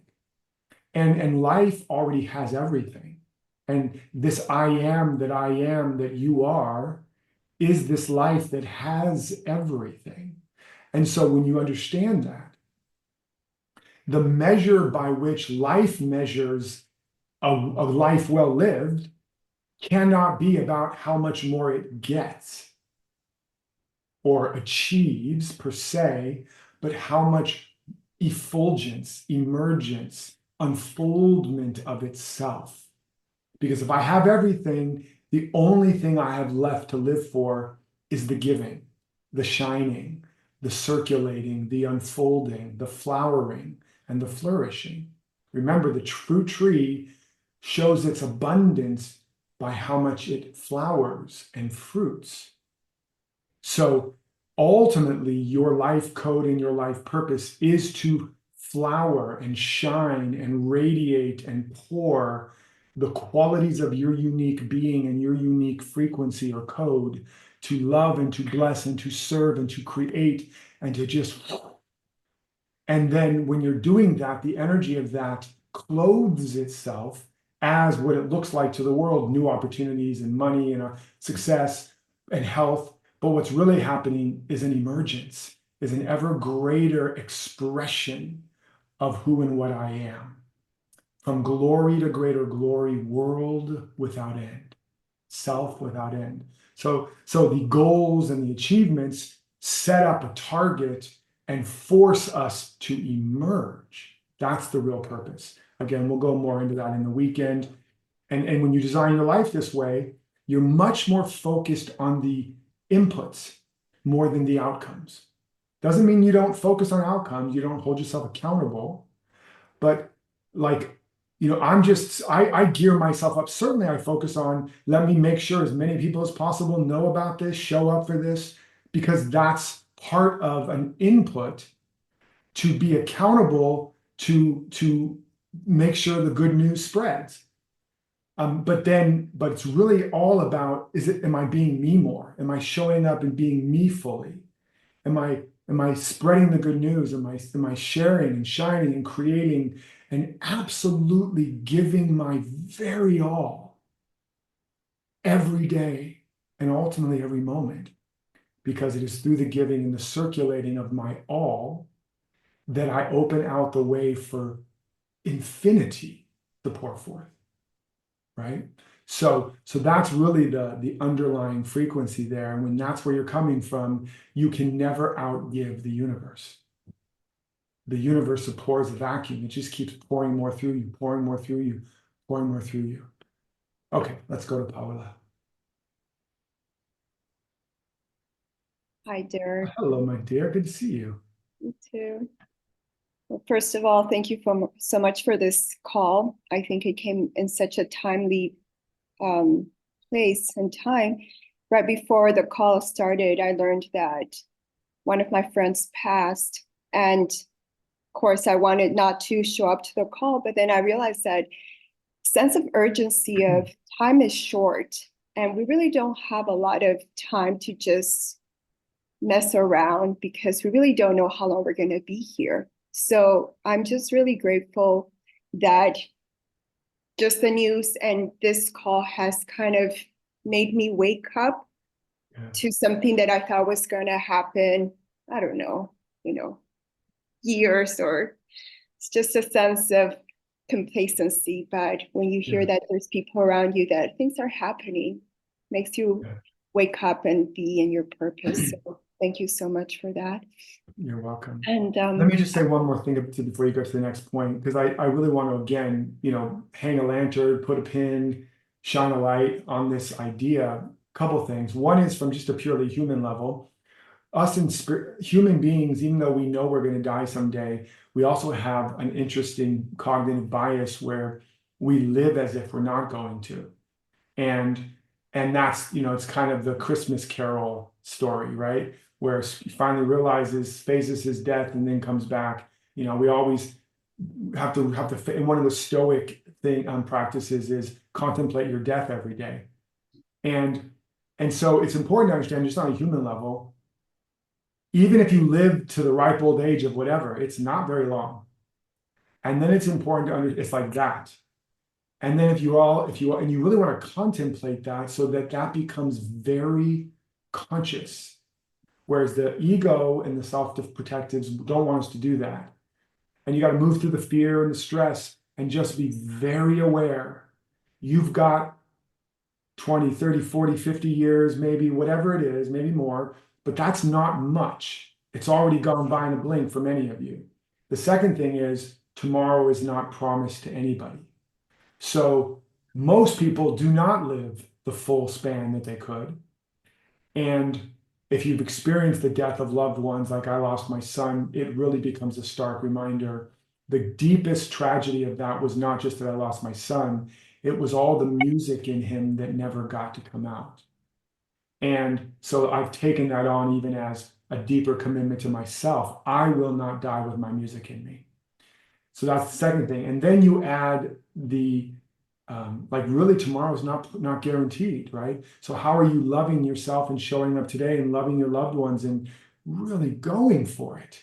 If you died tomorrow, did you live your manifesto today? Did you live a legendary life today? That doesn't mean did you get on a cover.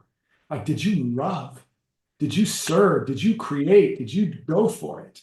When you lay your head on the pillow, it's like, well, whatever happens, I fucking went for it. Nobody can say I didn't. I loved, like it was my last day. I served, I created. And then finally, from an actual socio-political, geopolitical standpoint, what's happening right now with technology? And it is happening, and it is coming, and it's coming at the speed of a large language model. And most people are not going to be ready for it. Most people are not going to be able to adapt to it. But we can. And so for all of those reasons, that's what really drives me. And I want to just, again, I appreciate you sharing that and getting that. Today's the day. When's the best time to plant a tree? 30 years ago. When's the next best time to plant your vision, to plant your flag? Today. All right, go ahead. What's the next point, Paola? especially when you hear that you're the same age as you, right? You're like, oh God, okay. It's not somebody that it's older, had an illness, but it just suddenly happened. But yes, anyway, thank you for that.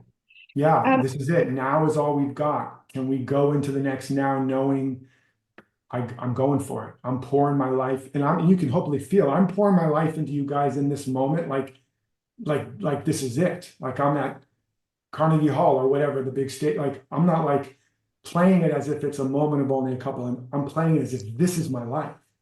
But then that opens you up for more life to flow through in the next now, and the next now, and the next now. Okay, go ahead. What's the next thing you were going to ask? So two of my questions, they're very just for info. When you talk about AI and the influence that it's having in the world, which I see, do you mean that we as light workers or whatever it is that we're doing in this world should take advantage of it? What is the position that you hold in that? Because there's a lot of people that say AI is bad and evil, get away from it. And there's a lot of coaches and mentors that are saying, take advantage of it because you can do so much more in less time. So I know there's a pro and con. So I know that you're trying to impart the sense of urgency in us, but there's also that sense of, no, it's bad or it's evil. Yeah, or well, I'll tell you my perspective, and there isn't a right or wrong perspective. I mean, there are some people that are still living in cabins without power by candlelight, and they have a wonderful life. They're not part of the modern world, and they're just fine. So it's not about what's right or wrong, but generally for the general individual, and for most of you, I would imagine, if you in fact want to be a teacher, author, coach, healer, thought leader, blah, blah, blah, blah, whatever, and you want to be part of the modern world in some way, then it's like, when the horse and buggy went the way of the horse and buggy, and people were like, cars will kill you. You can't go over 20 miles an hour. You'll explode. And everybody was, or when the electric weave came along and the Luddites were blowing up factories. And there's always going to be a form of resistance in humanity and in our mind toward change, right? When Elvis came along, the parents were like, Elvis the pelvis, he's going to ruin our generation, ruin the kids, right? So there's always going to be a resistance to the evolution. And I'm not telling anybody to be a Luddite, which means anti-technology.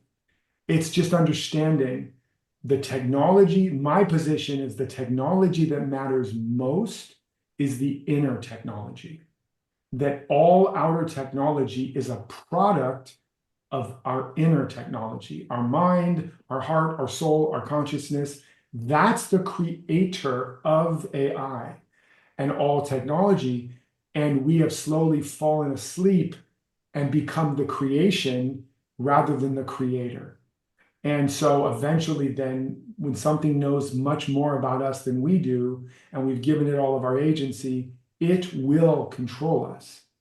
And so I'm saying double down on your inner AI, on your super intelligence, on all these things I was talking about, so that you are flourishing and use now these technologies as ways to amplify and magnify your inner intelligence. So, and I go through this in my new book a lot. Maybe I'll share some of this over the weekend too, but how to use AI to help you know yourself better, how to use AI to help you think better and more deeply rather than outsourcing it to AI, how to use AI to help you become better as a creator, a writer, a coach, a healer, not to outsource it to AI, so that when you're done with AI, you're more intelligent, more conscious, more self-aware, more on purpose. Whereas what's happening right now, where everybody's selling AI, is everybody's, they're writing 10 books a month and they're creating 10 podcasts a day and whatever, all because of AI. But they're literally, first of all, they're creating junk. But second of all, they're not getting any better at their skills, talents, and abilities.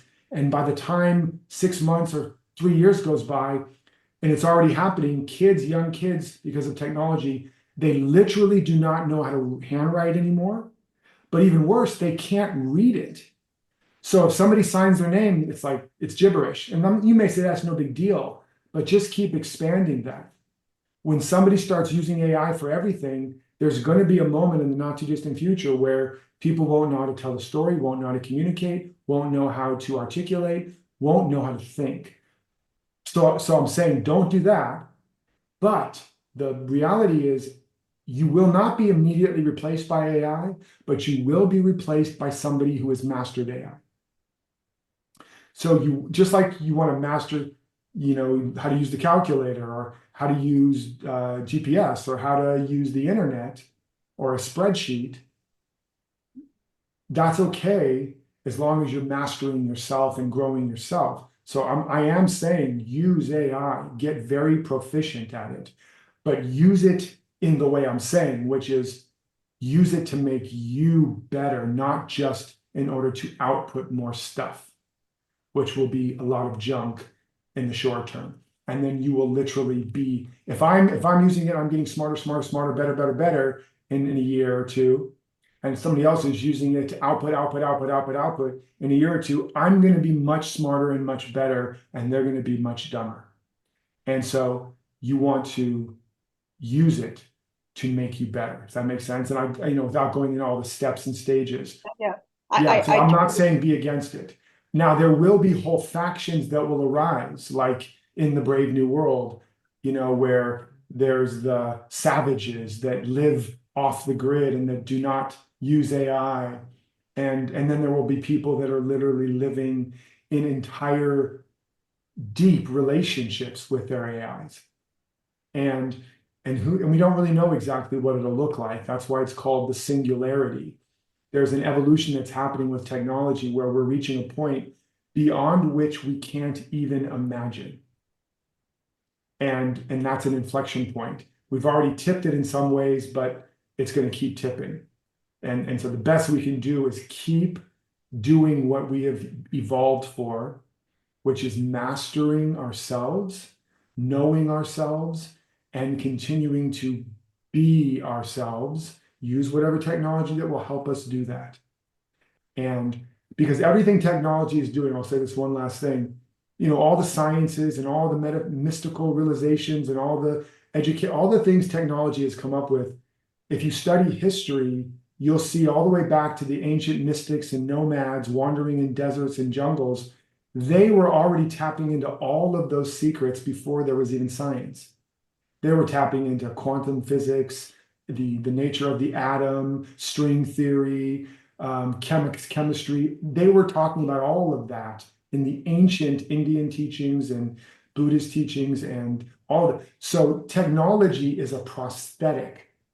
It's an extension of our inner capacity. Even right now, the fact that we are connected around the world, right now, I am omnipresent around the world, all these countries and continents. That is an outpicturing of the truth that in consciousness, I am omnipresence. So omnipresence, omnipotence, omniscience, all-knowingness, these are qualities of our being, and technology is a prosthetic, is an unfolding of the inner technology. And as long as we remember that we're that, and we build that, then we're going to be the people that rise to the top and can use technology instead of, again, ultimately being manipulated by it. I know I said a lot there, but does that answer your question?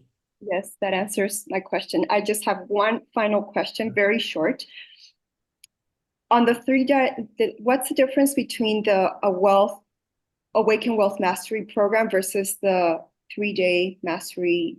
Yeah, Awaken Wealth Mastery is just about focusing on that one domain fundamentally of mastering the ability of the law of circulation and to turn on your inner circulation, understand the principles that whatever's missing is what you're not giving, and that you have this infinite resource, and how to get you really good and kind of what I call the great reversal, so that you're the source and the generator of your life.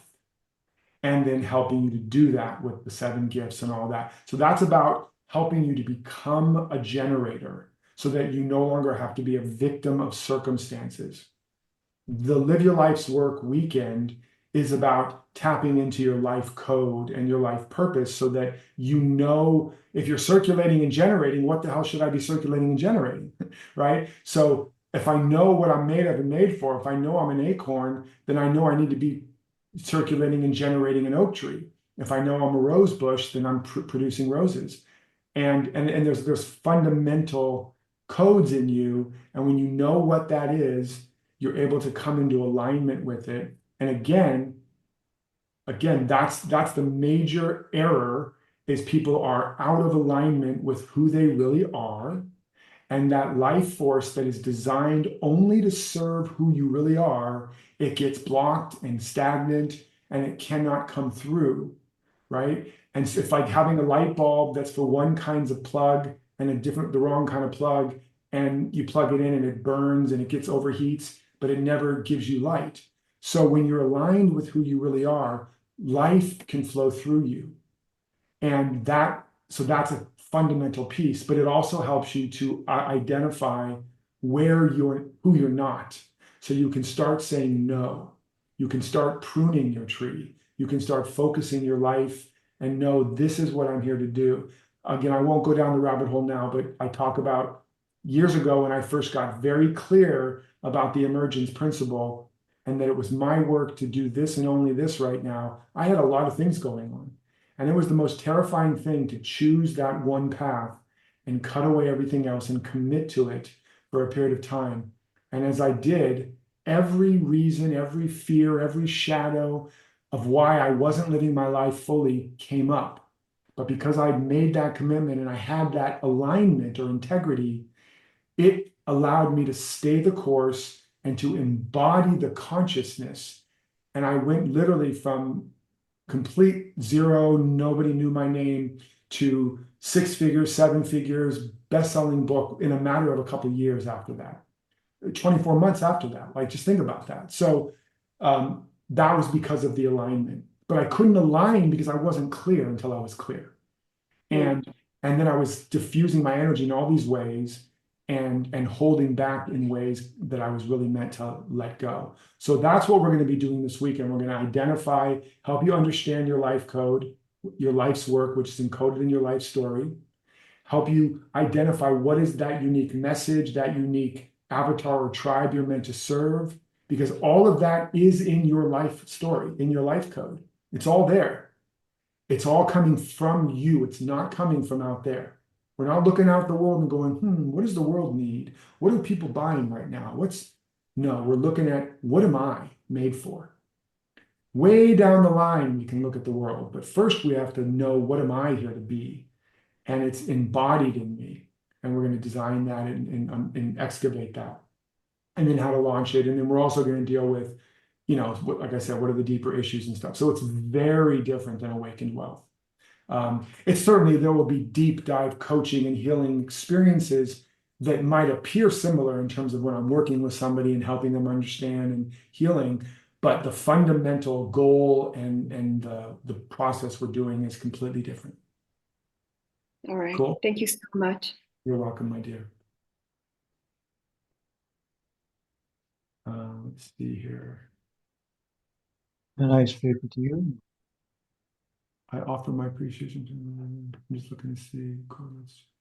I just sent you any message there. Let's go to Hillary. And then we got Hi, Nick, Derek. got Jesus.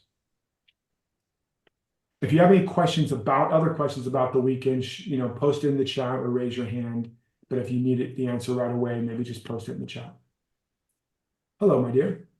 Hi. So my questions are also AI related, and the internet keeps kicking me out. So I'm just going to ask them now in case. And by the way, Hillary, you know what I'm talking about because we've been literally going through and working, and you saw the power that happens.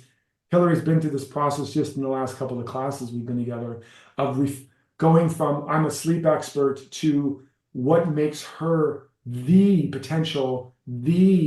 standard for sleep expertise, but for people about living their purpose, because we identified that one of the things that keeps people up at night is all the ways they're not being true to themselves.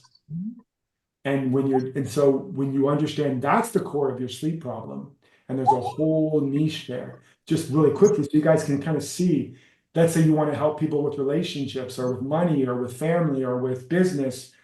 There's a million people doing that. It's all white noise. What's going to make you stand out is when we identify what is that unique position, perspective. Remember the number one resource on the planet, your unique lived perspective and embodied wisdom. Why do you care about this? The workshop you've been living is the one you're meant to be giving.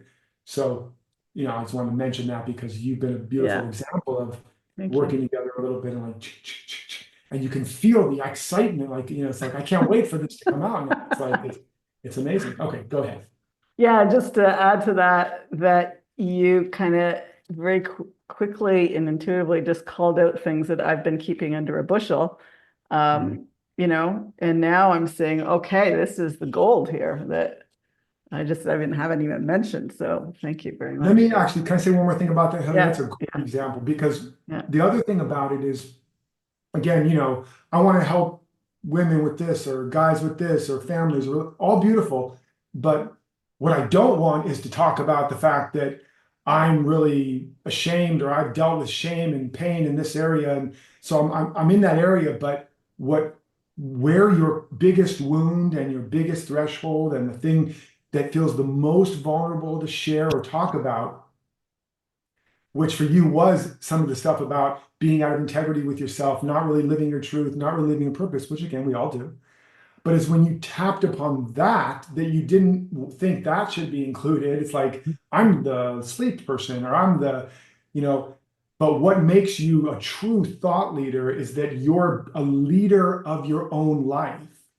And being a leader of your own life means telling the truth.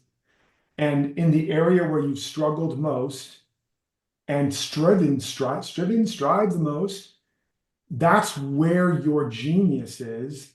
But it's also, genius is right next to madness, right? So they're very close.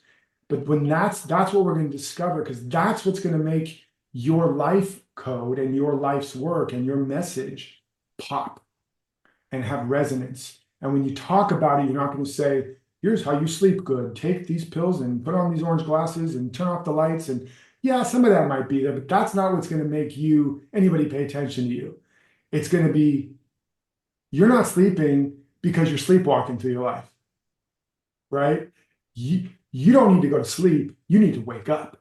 It's like, now I'm listening. What? I thought this was about sleep. Now it's like, she's right. Oh my God. Now I'm going to want to know her sleep protocols. So that's the same thing with you guys. There is a main area you might be serving, creating, genres, whatever, whether it's fiction, nonfiction, healing, coaching, teaching. But there's this, Shakespeare wasn't just putting on generic plays. At the crux, there was real pathos. And when that's embodied in your work, people pay attention. Okay, go ahead. What else about technology? Yeah. Okay, so I'm going to just list my questions here. So one will people be able to tell the difference between AI and real humans? No, not okay. sometimes, not at times, not Okay. always.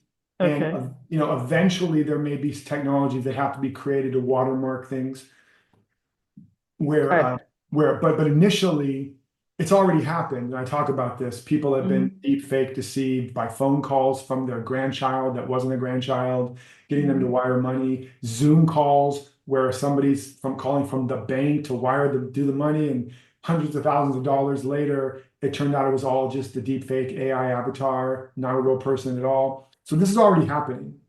And it's going to become, there's already technologies that almost look like me, like right now, pretty darn close. And I can also run it through the AI and do it in every language. And so I'd be like, yo, poquito, like, I was talking in Spanish. Okay, let's do it in Mandarin. And you will not be able to tell the difference. That's 100% coming. It's already here. It's just, there's some latency, and that's just going to get better and better. We're in the first inning. Also, AI will be able to produce entire synthetic personalities and populate the entire internet with history. So it won't just be, hi, I'm Derek Rydall. You'll look me up and I'll have a page on this thing, and I'll have Google searches, and I'll have a family history, and I'll have businesses, and you will need to be a forensic expert working for the CIA to be able to tell the difference. That's all in the pipeline. That's all happening. Now, and that's why we have to develop a lot of other capacities so that we can see through the fog of war and we can learn to discern. And then again, there will be new technologies eventually, but there will be some very scary and murky territory, in terms of knowing what's true. Again, that's why I say love people, trust God. Don't trust people. I don't Yeah, trust so I don't trust then- none of you. I love you. Yeah, exactly. Even the people that come to you, are they really clients? Are they some kind of avatar? So then. Well, that eventually I will build my own avatar, and Yeah. I will fine tune it with all of my knowledge and some good jokes, and then and it will be able to be a coach, and so instead of having to hire me for a lot of money, you could potentially have Derek as your coach for, who knows, it could be $10 an hour. And the good news is it democratizes it. And if it's me and it's fine-tuned as the body of Derek's knowledge, then, and this is already happening too, Tony Robbins, all these people, they're all building their avatars. So that will happen. You'll be able to go to my website and chat with me, and you'll be able to get not just my book, but you'll have an AI accompaniment to the book, and you'll be able to ask me any questions about the book. Like you're reading a chapter and go, where did this come from? Why did you do this? I need a little more information. Can you tell me a little more about that? And suddenly a spontaneous, never before heard 20-minute talk on that topic will come from me, from my large language model. So that's already in the pipeline. And so, yes. So so therefore what I would say is, first of all, we got to master ourselves so we don't freak out and lose our shit, and because this is scary and it's different. Yeah. It is. We have to understand that we want to learn this stuff and adopt it as fast as we can, so that we are not still printing vinyl in the age of digital. We want to know that everything is moving digitally, more and more digitally, whether you like it or not. But again, for health and well-being and for the handcrafted humanity movement, we want to also be doubling down on our humanity. But I'll talk more about this in the weekend and stuff, but we have to find the right balance. If I want to be in the world and I want to be in this area, I need to understand it. I need to, adopt the technologies that will help me be more me, and that won't, if suddenly every coach in the next 5 years, maybe less, it'll be very, very normal probably for every coach or teacher to have an avatar. And by the way, not just in this space, but like universities, and not just, again, what's more interesting is you'll be able to take a physics class with Einstein, right? You'll So be that's able kind of like downloading someone's brain, like, so it totally freaks me out, but then, So again, I want you to be sufficiently freaked out, all of you, so that you don't fall asleep again, so that you don't hit snooze. yeah. So you don't go, oh, I don't need to go to this event now, or oh, I don't need this now. No, you needed it 2 years ago, Mhm. because it's already in the pipeline. And the wave is already building strength. You just can't quite see it on the horizon. But any minute now, you're going to see the tsunami. And if you're standing there on the beach, eating your little chips and whatever, and drinking your sangria, you're going to be like, run? Too late, right? So you need it. You definitely need it. But just do what is in front of you now. And this is the balance of visionary mindset. You see the vision of what's coming and who you want to be and what you need to deal with. But now you have to have the ability to chunk it down. What's the priority? The priority is build what I have now and get it out there fast. The priority for you guys is know what you're really here to be and do, develop it, get support, and get it out there fast. MVP, minimum viable product. Seth Godin, just ship it now. And then now you start to get some momentum, and now let's work on the next level, Okay, so then how do I own my avatar? Like, can it just, I don't want to be copied by somebody else. I don't want to be. This is the big, Yeah. again, this is a much bigger conversation. It's not Yeah. just you, it's nobody wants your avatar right now. Nobody No, wants but mine right now. I don't want But anyone they will to ever have eventually. it. But this is going to be a big issue because it's happening already in music. People can go and create songs that sound just like Justin Bieber and Taylor Swift. And you're going to have super pop stars that are AI, and you're going to have all of that, and movie stars and celebrities. And does the celebrity own their own image? Celebrity agents are now licensing their images to be turned into avatars, because now you can have Tom Cruise or Brad Pitt or whoever just do commercials and be in any scene and anywhere, and they don't have to even be there. So all of that's already in the pipeline. And there is not yet clear law around it. And again, depending on the country you're in, might be even different.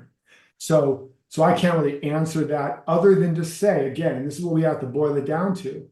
First of all, we have to have the affirmation: I don't do overwhelm. What is now? I don't do overwhelm. What is now? But this is coming. So what do I need to do? And there might be some things like, definitely get your name on a website.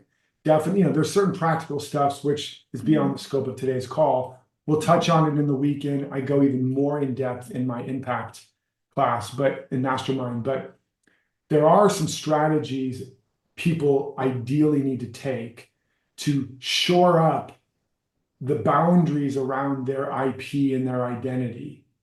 But I don't want people to go there yet if you don't already have IP and a very defined identity to be protected. I want you to first create something worth being stolen. I want you to become so good they can't ignore you, so good they want to rob and steal your identity and use it and copycat and cheat. And that's a sign of success. Oh my God, they're selling your program on the black market. I guess I've arrived a little bit. They're trolling you. They're using your ideas. Okay, good, cool. I got a lot of them. So, but you're not there yet. So for all of you, don't worry about that.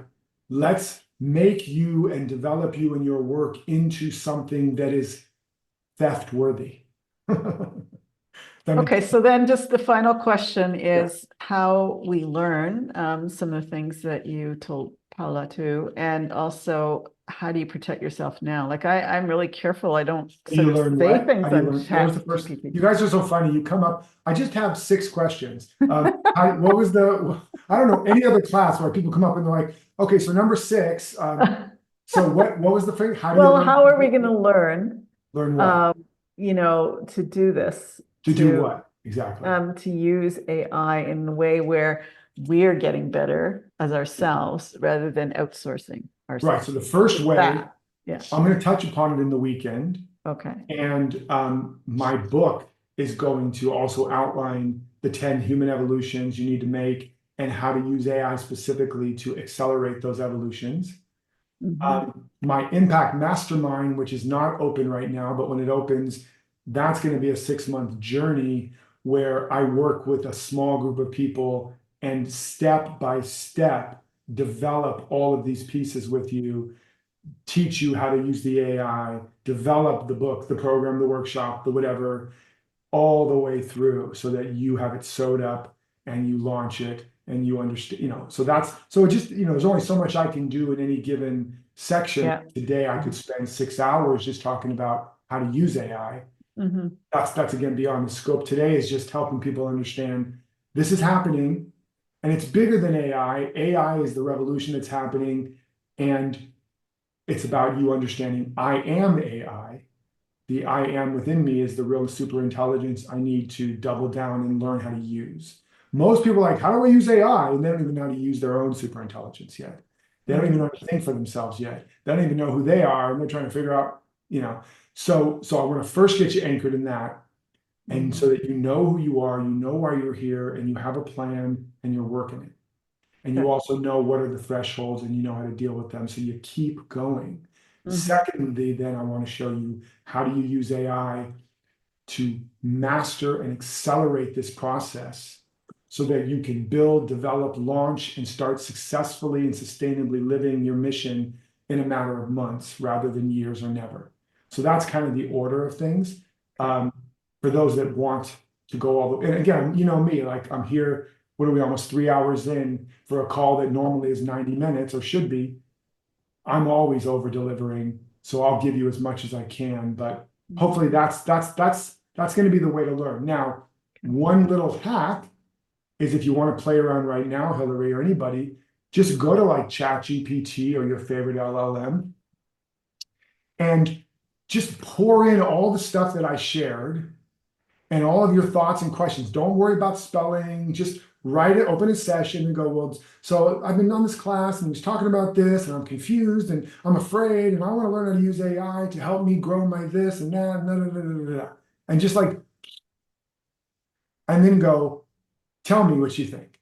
And then it'll analyze it. It'll give you feedback. It'll go, here's the best steps. And you can go, can you give me a plan to do that? And I'm not giving away anything. I'm going to teach you how to do that more. That'll be a good start. And there's a lot of rabbit holes to go down, but that will be a way to begin to familiarize yourself. And if any of you haven't done that yet, like somebody up here posted something I've taught. Where is it? Where did you put it? She was saying something about how I taught in one class using AI to turn it into your own therapist and coach so that you can begin to pour all of your unique stuff into it and let it give you analysis and reflection and help you to know yourself. I also will show you how to use that and much more, the whole life code process in your AI so that it will help you know your life code and it will help you turn that into programs and products and services. But it won't be just AI's ideas. It'll be the embodiment of your life code and your life story infused in good structure or so I'll show you how to do that. And so in that way, you will accelerate your progress and your output, but it won't be cookie cutter. And, it'll be your voice, your style, your issues, your ideas. Does that make sense? Yeah, it does. I worry also about putting it into that AI, world, and then it becomes part of that. That's what Lauren is saying right now. Isn't telling AI my stuff violating my privacy and freedom and making So again, this is a bigger conversation, but it's worth noting. One of the other bigger patterns that stops a lot of people from going for it when it comes to ideas they have and creativity and all that is they're afraid someone's going to steal their ideas. And I've been around IP for a long time. I'm a screenwriter, I'm a book writer, I've written movies, I've written TV shows, I've written, obviously I have many books out there. So I've been around the world of IP and selling ideas and even companies and stuff. And I'm not saying there's not a time and a place to sign NDAs and to be careful with your ideas. And even also psychologically, you don't want to talk about your ideas too much because you're releasing all the energy. You want to be creating the idea. But the fear that somebody's going to steal it is 99.99999% unwarranted. In Hollywood, where I was pitching ideas all the time, sure enough, sometimes I saw stuff come out that looked exactly like what I pitched. It probably wasn't me because ideas are in the field. And so if it's an idea, it's probably not the first time it's come through. And there's 10 of them hitting the field at the same time. That's why you see like the same movies used to come out all the time. And so that's one thing to understand. That's the nature of the biz. Secondly, ideas are a dime a dozen. It's execution that matters. All these people with all these ideas, 99% of them will never do anything with them. Even if I give you I'm giving you my best ideas, folks. And I'm sorry to say, and I'm going to try to change this, but most of you won't do anything with it. You won't steal it and teach it to somebody else, let alone use it. And again, I'm working hard to change that percentage, but it's a sad fact. So it's not where your attention should be. People that are afraid of their ideas getting stolen are people that are not living their life and doing anything. It's a belief, it's a shadow, and it's entirely unfounded. Now, that doesn't mean it doesn't happen sometimes. Now, in terms of the large language model, you are training it to some extent, but understand everything you're putting out on the internet is also training. So you're going to live in a silo, but if it's your unique lived embodied wisdom, your unique stories, this is one of the key foundations, is becoming a storyteller. Your stories that embody your teachings and your unique ideas. Somebody could take the emergence idea, but they don't have the stories to back it up. Some people could take the lived wisdom that makes it resonate, right? There's lots of people teaching Jesus stuff, but there's not a lot of people bowing to them like they're Jesus, because they're not, right? So when you have the consciousness of what you've lived and you're teaching from that, it's very, very difficult to replicate, right? And so that's the other thing. And also there is trillions of data points being uploaded into ChatGPT every day, if not every hour. Nobody cares. The good news and the bad news is nobody wants your shit. Well, yeah. Nobody I won't cares go on about your anymore. stuff, It's people. me, it's But the me. good, go ahead. What's that? Say it. Yeah, I could debate that, but I want to let other people have a chance to go. But Well, no, I I mean, I'm appreciate- just saying, again, I've been around, I've been doing this for 30 years, probably longer if you include all my IP experience. And there's two things I know. Nobody cares if you have a certification and a degree, and nobody cares about your shit. Nobody wants to steal it. And even if you give it away, most people will never do anything with it. These are facts. Don't worry about that. Focus on becoming so good you can't be ignored, embodying and sharing who you are so uniquely. Nobody can duplicate you unless you want to, and you'll be just fine. Okay, thank you very much. Cool. Yeah. And I'm razzing you a little bit, but I want you just to, it's really important stuff. So don't be afraid to share these ideas, folks. Jesus is now going to ask me just a very simple question, like, what is the meaning of it all? Yeah, hi, Derek. Good to see you, man. Thank you, thank you. Same here. Just want to say I don't know what it is, but every time I hear you, I feel this expansion in me. Just I don't know. I just drink everything that you're saying, and Even the Kool-Aid? I don't want to drink your drink the Kool-Aid, man. Kool-Aid. Yeah, I do. Drink everything else. You can drink my tequila, but don't drink the Kool-Aid. No, I'm just kidding. Um, I appreciate that, brother. And I will just tell you, and I think you know this, and maybe even more so for individuals that are feeling that they are being initiated spiritually. Even though I joke around and I'm playful and goofy and kooky and crazy, where I'm really coming from and living from is, deep thousands of hours of deep devotion to the divine. And that's really what's underneath all of this crazy package. And a deep love and a deep hunger and thirsting after truth and righteousness and God and the divine and to be an instrument of love and all that. That's really what drives my life, no matter what it looks like on the surface, and increasingly so. And you are one individual, and I can see many here, that's true as well, who have been initiated. You really showed up here because grace has touched you, and you're here to be an instrument of God and an instrument of Christ, an instrument of love. And that's not a religious statement. If you don't like Jesus, you like Buddha, or you don't like any of those guys or gals, there's still a divine energy within you, whatever you call it. But you are being called and have been through an initiation. And so what happens then is when you're in a field with other individuals who have answered that call to some degree, and sometimes to a great degree, you feel that it's like a tuning fork. It's like suddenly you sympathetically vibrate. And that's why you want to be around individuals that share these emerging values, where 2 or 3 are gathered in agreement in my name. There I am. The I am expands. And you can just be talking about anything and you just feel this expansion. Or if you're talking about the thing or praying or meditating, you just feel a deepening. So that's what's happening. And that's why you want to be connected to people that share your values or that have that consciousness, because it'll feed you, in between the words that are spoken. So what else did you want to ask me, brother? hold on a second. Something is playing over here. Okay. What is this? Okay, I'll deal with it later. Yeah, and one last thing I'll just say, I might as well just come out of the closet fully, but most of you already know this. All of this stuff is just a Trojan horse to awaken you and bring you home to the divine within you. My mission has always been to awaken individuals to their true divinity and identity and their destiny, that they may live it and that together we may create heaven on earth.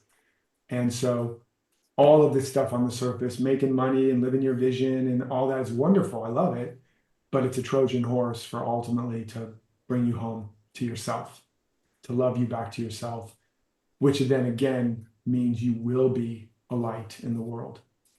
All right, what's the other question you had there, brother? All right. Well, first I want to say that I unfortunately have to work part of the class that I'm signing up, and then but I'm going to sign up with the 3-day VIPs because I need the recordings. Okay. And I don't know if those last year VIP recordings are still available, because talking to other people, I found out that they were really, really, really good, and last year's. And You know what? I'll tell you what. For people, when there's two. For those of you that haven't clicked on the link over there yet, my first question is, what are you waiting for? But if you're sitting on the fence still, doesn't your butt hurt? Get off the fence. Click on the link. But yeah, there's 2 upgrades as well, which you don't have to do. But one allows you to get all the recordings from the weekend beautifully in your portal. And the other upgrade allows you to have not only that, but all the recordings from the original live, fully filmed, produced event. But what I'll do for people that get the platinum, and you may have to remind me, but hopefully I'll remember, but I promise you heard it here, I'll give you last year's as well. So you'll get this year's, last year's, the original, you'll have all of the versions. And so you'll have more than enough to deep dive through that. I'm just going to throw that in because you asked. excellent. And, yeah, cool. Excellent. All right. Thank you.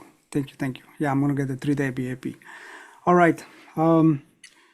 So just quick question. When you were saying nothing appears except as the answer or response to a solution or a problem, right? And then later on, when you're talking about uniqueness, this you said something that you are an accident, you are the answer. You are not an accident. Yes, you are not. You are not an accident. You are the answer. Can you expand a little bit on Can you that? elaborate on the meaning of Yeah, that? yeah, a little bit. Yeah, so no, they're good questions. Well, I'll start with the last. What was the first one again? You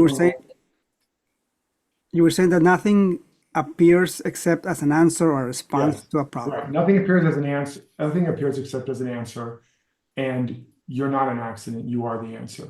And so, so the first thing is that yeah, in reality, and I know this might again be going a little bit down a metaphysical rabbit hole for some of you, but just indulge me for a couple minutes. It's fun and it's good to know. Reality is already perfect. Again, the great masters were teaching this. Jesus, they're like, when's heaven going to come? He's like, oy vey, it's already here, guys. How many times do I have to say it? It's already here.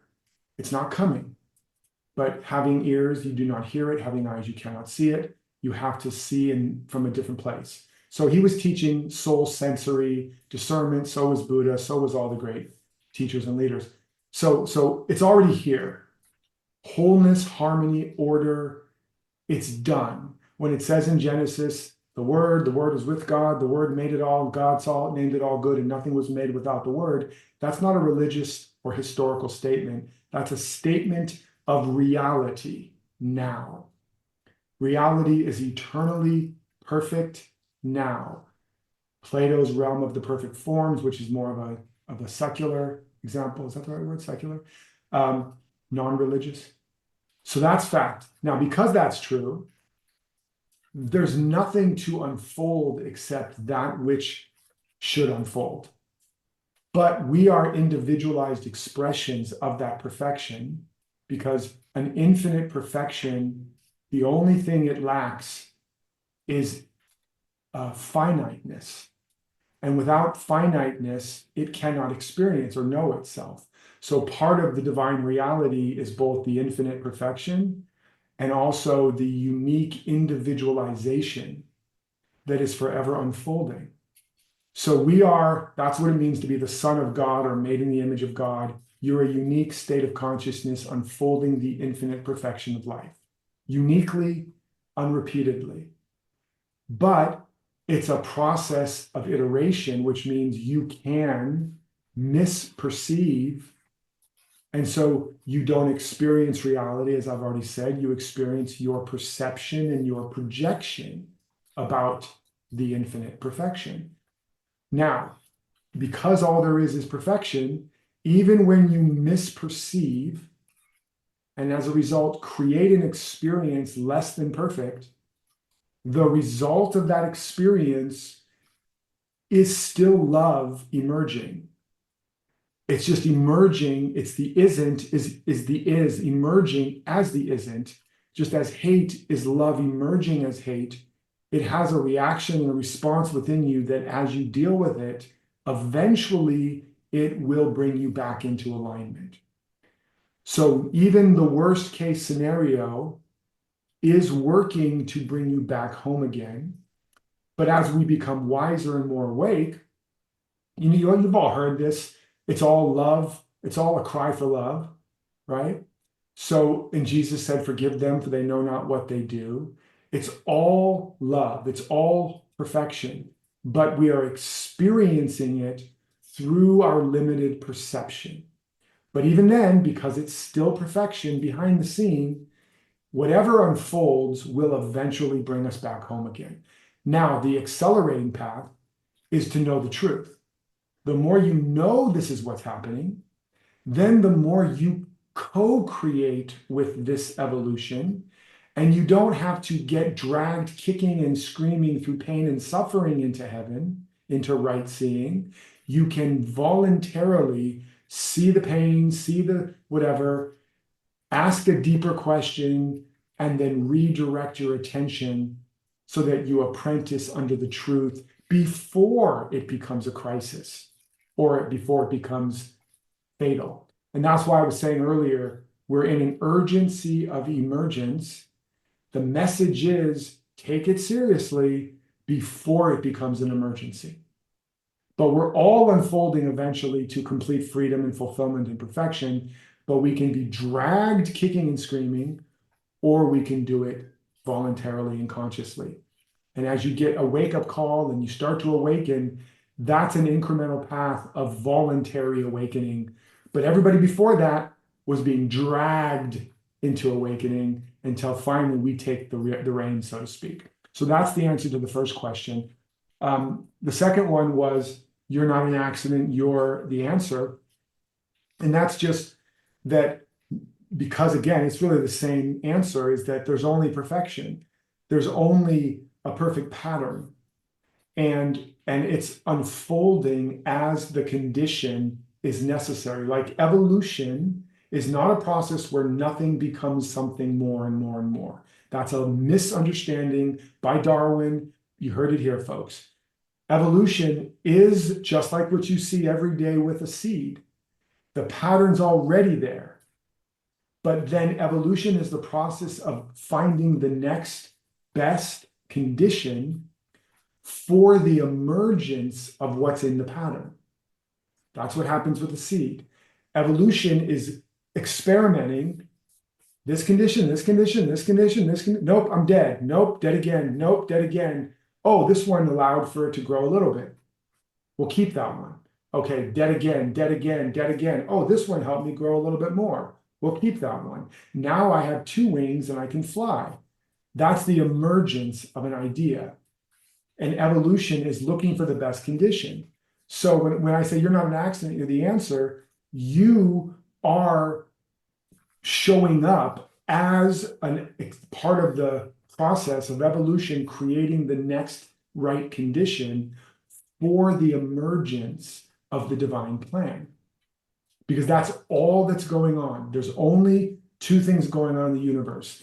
Life in its perfection and its perfect pattern. It's forever seeking a way to unfold its splendor. And love is the force that is trying to understand what the seed needs and give it to it. Create the right condition. So it's life. I want to be more. Love. What do you need? Here you go. And a new birth happens, more life. That's all that's happening in the universe, and you're part of that process. So you're here because you're the answer to the next best condition for someone or something to emerge on the planet, or you wouldn't be here. Cool? Say that in a haiku now. I can't. Now I could have put all that into ChatGPT. Some of you could cut this clip, take everything I just said, put it into ChatGPT and say, write that as a Shakespearean sonnet. And you'd be like, what? WTF? What the freak? So anyways, I know I answered your question, but I also probably just spun your Yeah. head like a roulette wheel. Yeah, I'm gonna listen to the recording. Thank you. But thank you. It's getting late. And thank you again for the last year's 3-day VIPs. You know, I You're wanna welcome, I brother. kick myself for Always not good to getting see in last you. year. Thank You're you. welcome, brother. You're always in my heart, my prayers, man. I see some people gotta go to sleep. Yeah, we're about to go. We're about to wrap it up. We got a couple more questions. Let's see if I can move through here. You know me, I try to always clear the decks. Let's go to Maggie. Go ahead, Maggie. Oh, Hi, Derek. hello, my Thank you dear. so much for the generosity of your time and giving us the opportunity to ask our questions. You're welcome. Oops. Uh, Hold on. Give me 1 second. I'm just Yeah. I'm messing up. I'm trying to get this thing right on my screen here. I put the wrong people up there. Okay, go ahead. So in my own spiritual journey, let's call it, and healing journey, I am sort of dealing with what I feel as kind of outside of like some sort of dark energy that is outside of me. So I'm not sure if I'll be able to explain it very well, but it feels like um, because I have come across all different ways of looking at it and saying, well, it's your own shadow and it's Why don't you what just give me a specific example? Let's start. What's a very specific current example where something's occurring that you don't understand and you're trying to see how it fits into everything? Yeah, so one of the ways that I feel it is like some sort of outside force that is trying to push me down or suppress my expression or And hold when you me back. say you feel like an outside force, do you just mean there's like a feeling, or are you saying things are happening in my life that make me feel like this door closed or this job thing or this person didn't show up, or is it just a feeling you have? It's a feeling, Okay. and it's kind of like yeah, I sometimes feel it, I sometimes perceive it from people as in sort of envy or some sort of Yeah. So it, Maggie, do you remember early on in your life? This is not a new feeling. There was a moment in your life early on where you felt like when you were trying to be yourself or share or be who you really are or speak, there was a sense that you weren't allowed to, or that it wasn't okay. Can you remember that? I don't have one specific example, But you but know that that was the case, right? yeah, sort of people uh, who don't have what you have or realize that it's like people trying to push you down Right, or right, feeling exactly. envious So of that happened exactly. So whether it showed up, maybe you were smart and you got made fun of or got told to be quiet, or maybe you were pretty and you got felt to be like da da da whatever, or maybe you were sharing or creating in some way, but there was a general sense that it wasn't okay to take up space. It wasn't yes. right. And And so it's not like right now in my life, it's not just manifesting as limiting beliefs that I have like acquired from outside, correct. but it feels as But let me let physical. me let me get to the crux of it just so I can help you here. Yeah. There is no outside force that can stop, block, delay, or deny you. Let's start there. There's one force in the universe, and that is God, or that is love, or that is life itself. And understand, life force has only one agenda: the full flowering and flourishing of every seed in existence. Life has one agenda: the full expression of life. And that means the full expression of life as this seed and this seed and this seed. That's all that's going on. But, so there's not two powers. There's not a force of life and a force against life. There's not the power of good and the power of evil. This is the great illusion that is spoke of in the Garden of Eden that causes the fall of man into the dream of history, his story. We've fallen into a dream of polarity, of good and evil, good and bad, of opposites, and there really are none. Doesn't mean we can't talk about it. There's not a use to understand polarity, but the point is there are not forces against life. Impossible. There's one power, and it is all for life, and there's no other power against it. However, remember, we do not experience life as it is. We experience it as we are. So when we get imprinted with a belief, life is hard, or it's not safe to be who I am, or I can't take up space, or people aren't going to like me, and then I'm not going to be loved, or I'm going to be judged, or that gets imprinted. And then you still have to get your needs met. So you learn how to get love and safety and support and all these things, significance, but through ways that aren't always in support of, often end up suppressing yourself. That becomes a habit. And then even when you suddenly decide, but I want to be myself, you are living in a matrix and you keep bumping into the walls of the matrix. You're hypnotized, and that plant in front of you looks like snakes, but it's really not. So what happens is it will create an experience of what you believe. So again, it's done unto you as you believe. That doesn't just mean you'll have a feeling. That means you'll vibrate with people that share the other side of that story.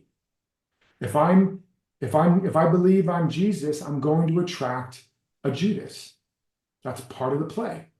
If I believe that I'm, can't take up space, I'm going to attract jealous people or narcissists who are really good at manipulating or convincing or scaring me into not being me or gaslighting me, because we sympathetically vibrate with the same pattern, just different ends of the polarity.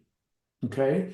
So all that to say, you will create and have people and situations that are trying to stop you, but also there'll be people and opportunities to be more you, but you won't see them or trust them because you'll be seeing them and feeling them through this pattern.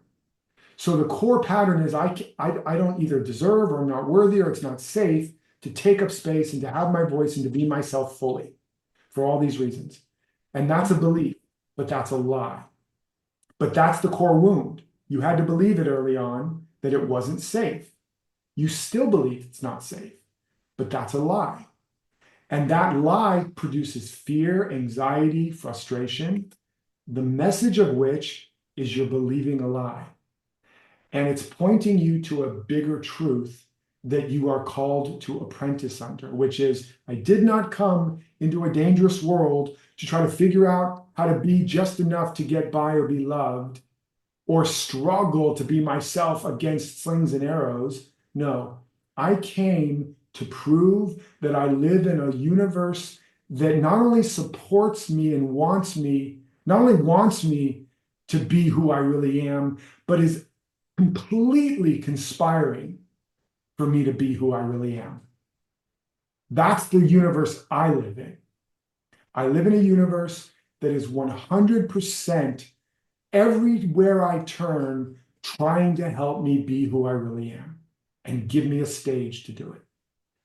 Now, that is a truth principle. And that is your life code. That is what you're here to devote your attention to and to begin to design your life around. And it's still going to bring up the old beliefs and the old thresholds. And we'll talk a lot more about how to deal with that in the weekend. And again, also how there are millions of people out there that want to be themselves, keep trying to poke their head out, and they just keep feeling there are forces against them, and they believe there's demons or there's karma or it's jealous people or it's just the wrong time in the world. And we generate all manner of beliefs. They're all false. They're all antivirus software of the ego that is trying to stop the transformation that's happening within us. Because to the ego, you really stepping up, standing up, speaking up, and showing up is like a virus to that old program. It'll corrupt the old program, and inside your mind, that's danger. And so it creates experiences to stop you and to drive you back into the comfort zone and thinking you're going to try it a different way another day, tricking you into thinking you're changing or that you can't change. It's all a lie. It's all a trick. It's all trying to keep you the same. And so, but what's emerging is I want to be more. And that's what's emerging for the millions of people that you're here to be, whether it's a teacher, a leader, a light, in some way, shape, or form. Do you understand, Maggie? Yeah, I kind of do. I Yeah, know I it's a lot that I just this way said, of looking at it. I do appreciate it. It's but kind of like again, obstacles that you need to go through in order to strengthen your own belief. well, yeah, like for example, the core wound and the core initiation, the fact that you had to find ways to try to be yourself a little bit and get through and get by and meet your needs and not die, you developed a lot of really good qualities. Again, if you're focused more on giving other people space instead of you learned how to help others feel seen. You probably learned how to help others feel seen, right? Yeah. You probably learned how to help others take up more space. You probably learned how to be more sensitive to other people's needs or where they're at because you had to learn how to determine, who can I be? Can I be myself? Does that make sense? Yeah. So these are all superpowers you have. They're super acuities and abilities, but now, and you can use them to be able to connect with people and discern. But now the work is, it's my turn, it's my time.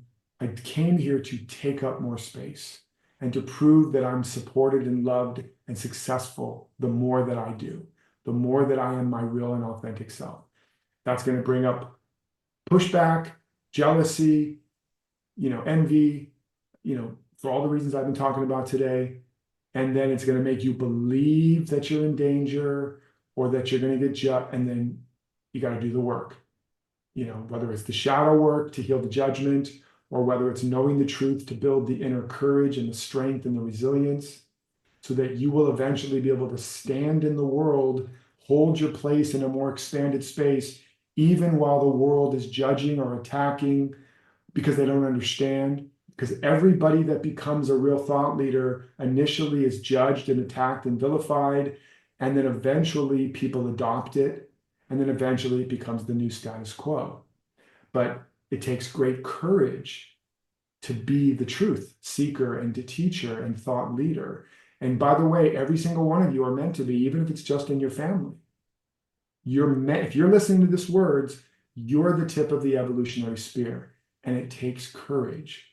I was a freak. I was ostracized from my family. My mom was afraid I joined a cult. My dad was afraid I was going to be broke. My brother thought I freaked out and got a lobotomy on Jesus. Everybody thought I had freaked out. And I had to walk alone for a while. And then as I embodied, and I can show you how to do it one by one, mom came back and worked for me. My brother had a spiritual revelation, and now I'm the only person we can talk to about it. My dad came back and asked me to help him heal his relationship with my sister. Over and over, they came back at a higher level, but I didn't have to change. I was more me, and they rose to meet me. And then one by one, people showed up in my life that were like, I'm a freak too. And now I've got a community of hundreds of thousands of people that are freaks like me. And so that's how it works. Does that make sense? Is it the same principle when it comes to ancestral stuff? Like, for example, like in my ancestry, I've had a lot of famine and starvation and sense of lack and all of these feelings that I recognize they're not mine, Right. but I'm Well, still yes, it's the same in the sense of, understand that like you as a human are not like a separate human in some respects from your entire lineage. You're like, whatever your last name is, version 10, 10,000 or 10 million point 1.01. It's the same, it's there, the DNA, which embodies the embodied consciousness and some of the karmic influence. There's this lineage, and that's why it also says the sins of the father are passed down 7 generations or however many. So there is the gifts and the errors, the mistakes and the victories are encoded in your field, and you are the tip of the evolutionary spear. And as you do the work to transform and transcend these limited beliefs, you don't just heal your life moving forward. You don't just heal your lineage moving forward. You heal it backwards too. You literally, you know how, thank God all my ancestors made the choices they made because I'm here now as a result. But they're all going, Derek, please make better choices, because if you grow and transcend these beliefs, that will accrue back to all of these souls in their own ascension and transcendence and growth if they haven't already gotten there. So it's happening non-linear, forward and backwards. And even your future self is trying to communicate with you and say, Maggie, make a left over here, So it's not really a bunch of separateness. There's one state of consciousness now. You're the tip of the spear. And so as you grow and transcend, and it's not happening in the past, it's happening now, right? There is no past. It's now. And so as you transcend, you're healing your life and your lineage forward and backward. Not to mention you're lifting up all of humanity to the extent that people are receptive to it. I got to move on, but is that helpful, Maggie? does that apply to changing the genetics or the biology? It can 100%, 100%. I'll say one last thing and then I do need to move on. But yeah, there's a thing called epigenetics and the fact that you have genes, and whether you have the gene or not is not the determining factor of whether it expresses. What determines is the condition around the cell and of the cell and the environment, consciousness, etc. And so the body is mind in solidity, the mind is the body in liquidity. And so when you have a transformation of consciousness, they've even shown this, the literal DNA starts to change or can change. And as Carolyn Miss talked about, or Mace, your biography becomes your biology.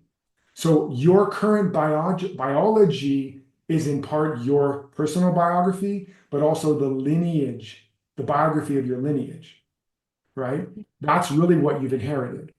Mhm. But your present state of consciousness and your working on yourself as we're talking is what can change the biography, so that the story of your lineage and the story of your life now means a whole different thing. It's a story of victory and triumph. That changes your biology. And that determines whether the genes turn on or turn off, and whether certain new positive latent capacities or negative toxic things express. So yes, it changes your biology. And even if it doesn't literally change your genes, it changes which ones express and how, which is effectively changing your biology. But then moving forward, as the progeny is birthed, the literal genes will be different because of you. Make sense? Yes, yes. Thank you so much. You're welcome, my dear. Your question's a little bit like Jesus. Just a simple little question. Let's just talk about the whole psycho-neuroimmunological response of consciousness and transformation on our genetic expression. Okay, here we go in 5 minutes. All right, let's go to Matt. Hey, brother, go ahead and unmute yourself. Okay, can you hear me all right? I can. Good to see you, brother. Hey, good to see you. I don't know how I stumbled upon you, or I have some kind of workshop to awaken wealth. I found it in my system recently, in my emails, and then I watched it recently, and I guess that somehow led me to this. But Nice. but I have just a whole bunch of points that I'll try to turn into a question. So, what if you just don't want to be a part of the AI world? You want to opt out? Is it a possibility? What if you just want to like read books by a fire, drinking coffee, Yeah. living in a, five elements of the world kind of reality? Is that going to be a possibility? And if you are here to teach and share your spiritual path, can you do it in the way Buddha did, or is that kind of a thing of the past? And you got to be here now, and the only way to really do it is to expand into this reality, or else you're kind of wasting your time and everybody's time and the evolutionary, humanity's time.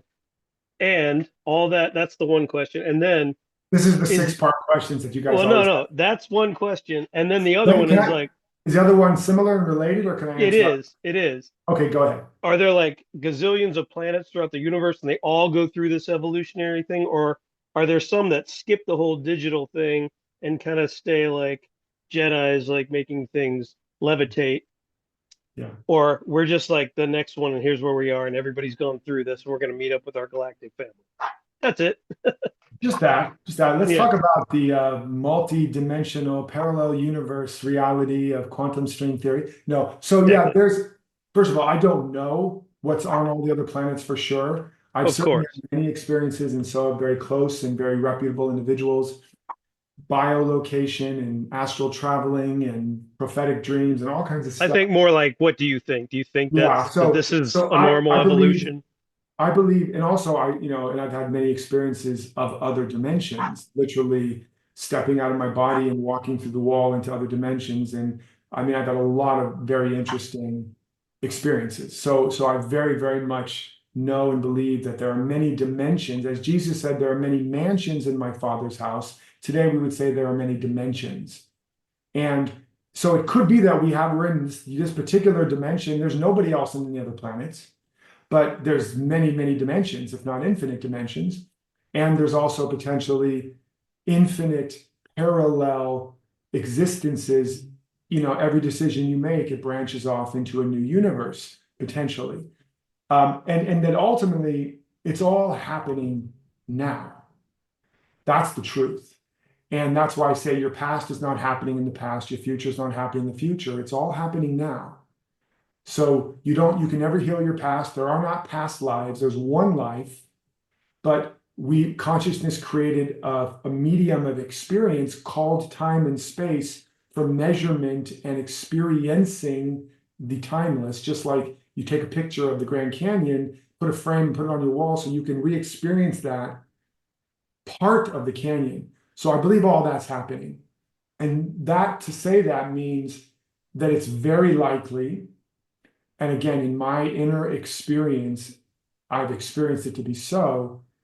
We've tried it all, right? And that also means that from a metaphysical standpoint, we have the ability to right now drop down and tap into all the mistakes we've ever made in an infinite multidimensional universe of trying it all, and all the lessons we've ever learned, all the powers we've ever developed, all the qualities we've ever earned. We can catch it and activate it and be it now. That's really the meaning of a miracle. It's an instant demonstration of absolute perfection that's already here, right? So that's what I believe about that general thing. Now, whether or not there are premises or beliefs or theories that what happens eventually and why we don't see the aliens everywhere is we do evolve into a digital existence. And all the aliens are just living inside a virtual reality, and they don't need to fly between planets because they've created the virtual realities. And that explains what's called the Fermi paradox and why we don't see aliens and for all these other reasons. So it's very possible we evolve into a digital and virtual reality where we no longer need to have a material reality. And because in a way it mirrors the fact that we already live in a virtual reality, it's called consciousness. We already really live in consciousness. We don't live in stuff. the world isn't our consciousness, and we're just moving through consciousness and experiencing where our attention is. So that's very possible. Now, and we've also, there's the very likelihood we've created great, powerful civilizations and then destroyed ourselves. Oops, right? It's like, oops, AI got out of hand and, built some pyramids and then it killed us all. Like, that's also possible that that's happened before. So that's the answer to that. So I don't really know. I just know some of my experiences, and I've certainly gone down those rabbit holes. As far as can you be successful or live your purpose and fulfill it without doing AI? 100%. As I said earlier, there's still plenty of people living in the nature and the forest and living off the land, and they have beautiful, wonderful lives. So there's even what's his name, Thoreau, who, Walden Pond, and he just decided to pull off the Matrix, and it wasn't as technological as it was today, but it's a version. He just wanted to get back to nature. He did go into town every weekend and get drunk and then went back. But, hey, like what you got to do? Tequila. No, there's really no tequila in here, guys. Yeah. So yes, it. that is absolutely a possibility. But let me add another dimension to it. Yeah. Jesus said, "Greater things than these shall you do." So what would Jesus do, or Buddha, or Lao Tzu, or Kuan Yin, or Shankara, or whoever, if they were alive today and were enlightened in that way? And so, they still did what they had to do to get the message out. They're walking around from one cave to the next. Hey, Bob, you in there? I got some ideas, They're walking around from one deserty area, crossing the ponds, and put sermons, and making free lunches, and whatever, going to weddings. And like, Jesus was a master networker. He was, he knew he was doing everything you do today, which is how to market and promote what you're selling, give them some free shit, make them feel good, feed them something, and now sell them. Like, so what would he do today? It's very, very likely that because he wanted to spread the good news. Now, so the point isn't can I or can't I, should I or shouldn't I? It's what is the guidance? What is the impulse of my soul? Like, for example, I don't like being the center of attention. I don't like being on stage. I don't like I don't like being the center of attention. I'm not like a lot of people that want to grab the mic and be on stage. And Yeah, I'm the same shy. way. I'm introverted. I would rather be left alone, people. Right. Don't tell anybody. But I really would rather not be bothered and just do my thing. But the spirit in me said, sorry, kid, I got other plans. And it needed to use me and put me out there in ways that have often been uncomfortable, but have been tremendously rewarding ultimately, because I'm still an introvert, but I was limited. I was carrying a wound. I was hiding. And the parts of me that I also don't like technology personally to work with it a lot, even though I was a little techno genius as a kid. But it's like, you need to figure this out. You need to learn this, because it's going to be a tool. It's all a tool of the divine, right? And, we had to walk around giving sermons, and then we could put it in newspaper, and then we could put it in magazines and books, and then eventually we could put it on the internet. It's the same thing, but consciousness is always seeking to be more, to magnify the Lord, to glorify reality, to create more and more and more and more and more. And so, again, that doesn't mean you should. It just means for any of you that find yourself hitting the resistance, I don't want like technology. I don't want to do that. I'd rather just be in my cabin or on my farm. Okay. But ask within and go, if I was guaranteed success and it could be easy and I had all the support I needed and it really helped a lot of people, would I want that? Well, yeah. I mean, if I got help and it was easy and I didn't have to, okay, well, let's look a little deeper. Maybe that's really the issue, is you don't want to have to do all that hard work. You don't want to do it alone. Or maybe it's like, well, I don't want to ruin the planet and pollution and energy. And okay, well, if there's a way to do it that was greener or that was eco-friendly, well, yeah, now we're talking. So like you want to scratch the surface and see, is this my unique and true code, or am I bumping into my thresholds? And I'm Can just, I jump in right there? yeah, go for it. Because what it is for me is I feel like the core never comes out because I'm always busy trying to keep up with tech and the problems that arise from tech and the changes of tech. And then it's like it becomes all about keeping up with the Totally. stuff that I don't even care about, you Totally. know? And so that's the bane of every entrepreneur or even creatives nowadays. And that's a different issue. And we can talk more about that maybe in the weekend or later, but because there is what you're revealing is that the real problem is I want to be doing mostly what is mine to do, my genius, my passion.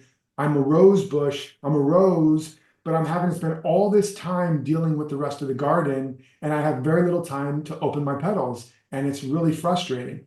That's a normal and understandable problem that is solvable. It's not that you shouldn't have technology, it's not that you shouldn't be bigger. It's that you do need to design a life where you are mostly doing only what only you can do and delegating, automating, and eliminating the rest. And it might mean that initially you have to just use the minimal technology to grow to the next level. And you also want to be mindful, there's a part of you that has a little bit of FOMO or a little bit of like that I'm missing out or I'm missing something, or if I don't know everything or keep up, I'm going to fail or not know. And that's a different issue. That's connected more to a core wound. That's more about I don't want to fuck up or fail or look stupid or do it wrong or fall behind or something like that. You understand what I'm talking about? That's more of a core wound around self-esteem or feeling inadequate or not fully knowing your worth and value, or maybe having a message of not doing it wrong or something in there. Again, or not keeping up, feeling. Well, no, it's more like don't want to keep being distracted by, But no, but understand you're making yourself distracted because of a deeper belief that says I have to keep up. oh, Nobody's okay. saying I don't keep up with everything going on. Mhm. I'm still using shit that you could get a better version of. Doesn't matter. But Right. then the area where I do want to grow, I'm going to Yeah. do a little more research and work. I see what you're saying. It's a perfectionism. Like, why Exactly. even learn the tech now when I know that 2 months from now there's going to be something better, and I don't Exactly. want to like have to keep Exactly. trying to keep up. Yeah, Exactly. that's what it is. And there's something underneath that is getting at the core, which is the sense of compulsive need to keep up, which then creates the story of I'm distracted, but underneath it, the need to keep up isn't just perfection, because under perfectionism is the fear of failure, the fear of losing control, the fear of looking bad or falling behind, etc. That's where your life code is. And you got the message early on, either that you weren't keeping up, you didn't have the right answer, or you got this message early on that made you want to more sit at the back of the class or not be called on, or maybe not have to have the pressure to perform. You understand what I'm getting at? And again, I'm feeling into it. I can feel it, so don't take my exact words, but No, no, yeah, I definitely didn't hide out, but I maybe would throw out class clowniness to divert okay. or Right. So to not, but there is a hiding out. And again, we'll do this during yeah, the right. You're Hiding hiding this out from out your front. authentic voice, your authentic, vulnerable Right. genius and voice. That's the part you were hiding out, because to do that would be to risk looking bad, getting it wrong, et cetera, et cetera. And I can see it very clearly and feel it. That's where your greatest strength ultimately lies. That's the key life code that we have to pull to the surface. When you understand that, you'll not only have the gold that you can infuse in your message and your work that's going to make the difference, you'll heal this pattern of resistance and perfectionism and distraction.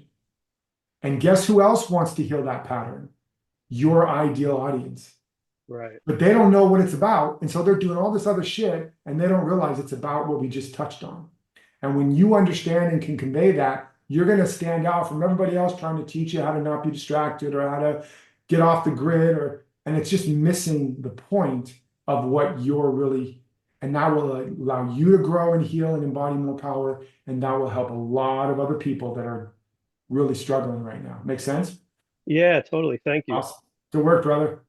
Thank you. All right, guys, so take a breath from that. You guys getting, you guys picking that up? You see how that works? How we just did it right there? And that was just brief, but you see how we went from, do I have to do technology, to it's distracting me, to I have to keep up, to perfectionism, to, oh, I don't want to look bad. And really, if I go for it, I don't have all the answers, and da da da. You can see that.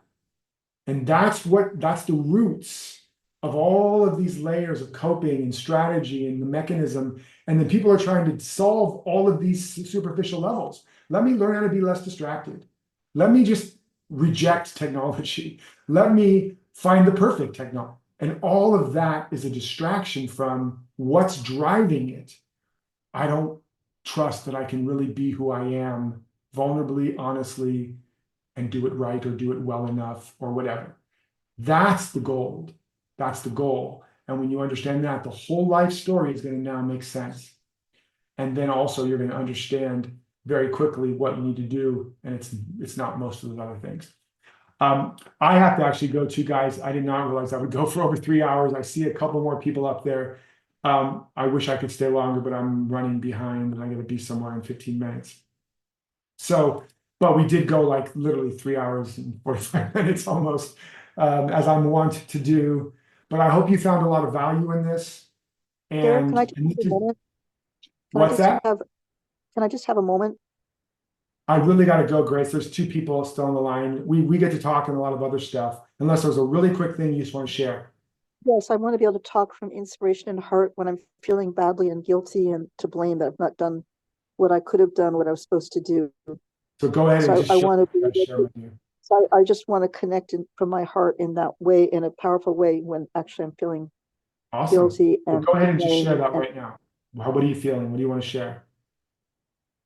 this is it's in another place about, well, part of my vision for the world and stuff like that. I mean, big things about, you were saying, this time we can bring things together instead of being controlled. I think AI and something I wanted to teach about that also, that inner intuition we have. We need to discern the difference. You can teach that soul, consciousness, heart, put that in the chat, rather than the mental, pure mental, which is what AI does. I'm terrified we're going into an AI world in a negative way. And I'm going to speak to vision, heart, and mercy and humanity.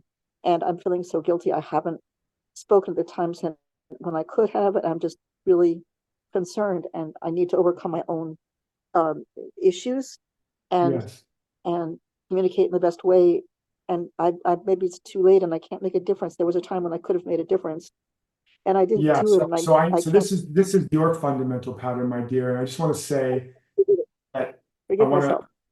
yeah, I just want to say that I understand, and regret and guilt exist in the past. It's a stall tactic. Now, initially, it's information, which is there's something I want to do, something in me that wanted to come out that I didn't let. I said no to my yes. That produces regret or guilt, and it's information rich. Failure is information rich territory. Get the lesson. What is it that I wanted to be or do or express that I didn't? I wanted to be more loving. I wanted to raise my voice. I wanted to speak truth. Okay, now I got the message. Now it's not saying it's too late. It's saying the purpose of memory from an evolutionary standpoint is to keep sharing the mistake until you get it, and then you don't need the memory anymore, or to keep sharing the victory until you receive it, and then you don't need the memory anymore. And so take the lesson, and now in order for that haunting to stop, you have to activate it. So I need to share my voice. I need to raise my voice. I didn't plant a tree 30 years ago, but I can plant one today. 5 years is going to come no matter what I do. So I might as well do what I'm meant to do for the next 5 years. Like, this thing is happening. I have something to offer. I didn't do it for the last 10 or 20, but I can do it for the next 5 or 10 or 20. So let me do what I can do. And as you do that, the haunting goes away, the memories go away, the trauma gets healed, and the more of you gets to emerge, which is what's causing the trauma to stay alive and to be re-traumatized. is you keep going back in a loop of the past, and instead of getting the lesson and carrying it forward and doing something. People think that this pattern, and it's not you personally, it's a pattern, but the pattern convinces us if I just keep feeling guilty and bad enough, I'll eventually do it. No, you won't. You'll feel more and more and more guilty and bad. It's a lie. The guilt and the badness is telling you what you need to be doing. Now you need to do it in order to not feel guilt and bad about it. The guilt and the bad is a trick, but it is a message. So for all of you, if you're feeling resentment, regret, guilt, shame, whatever, get the message. What is it telling you you need to be? More loving, more forgiving, take more action, make a plan, create a goal, and do it. Don't talk about it. Don't regret about not doing it. Do it. And if you aren't doing it, ask, what do I need to put in place? Structure, accountability, coaching, community, to ensure that I do it. And you know this, Grace, but I'm wanting to emphasize it for everybody here. That's the purpose. And by the way, one final piece, if we scratch the surface deeper and we see this as a recurring pattern, we will see what the life code is, and we will understand that who you're really here to speak to is the many, many people that have so much more in them they want to say and do and be, but because of trauma and belief, regret and guilt, they're not doing it, and they're caught in the same cycle. And if you show up imperfect, flawed, vulnerable, and say, I'm so scared, I've been so scared, do you know what I mean? I have so much I want to share with the world, but I don't do it. Do you guys know what I'm saying? If you just do that, they're going to go, yes, Grace. And then now you got them. So you don't have to get perfect. You don't have to feel better. You have to acknowledge where you are, understand the life code. You're not meant to show up and be the sage on the stage, but the guide on the side. You're meant to show up in your vulnerability and your humility and your pain, but with the wisdom of having codified the journey, and go, do you guys want to share more with the world and make a difference, and you find yourself not doing it?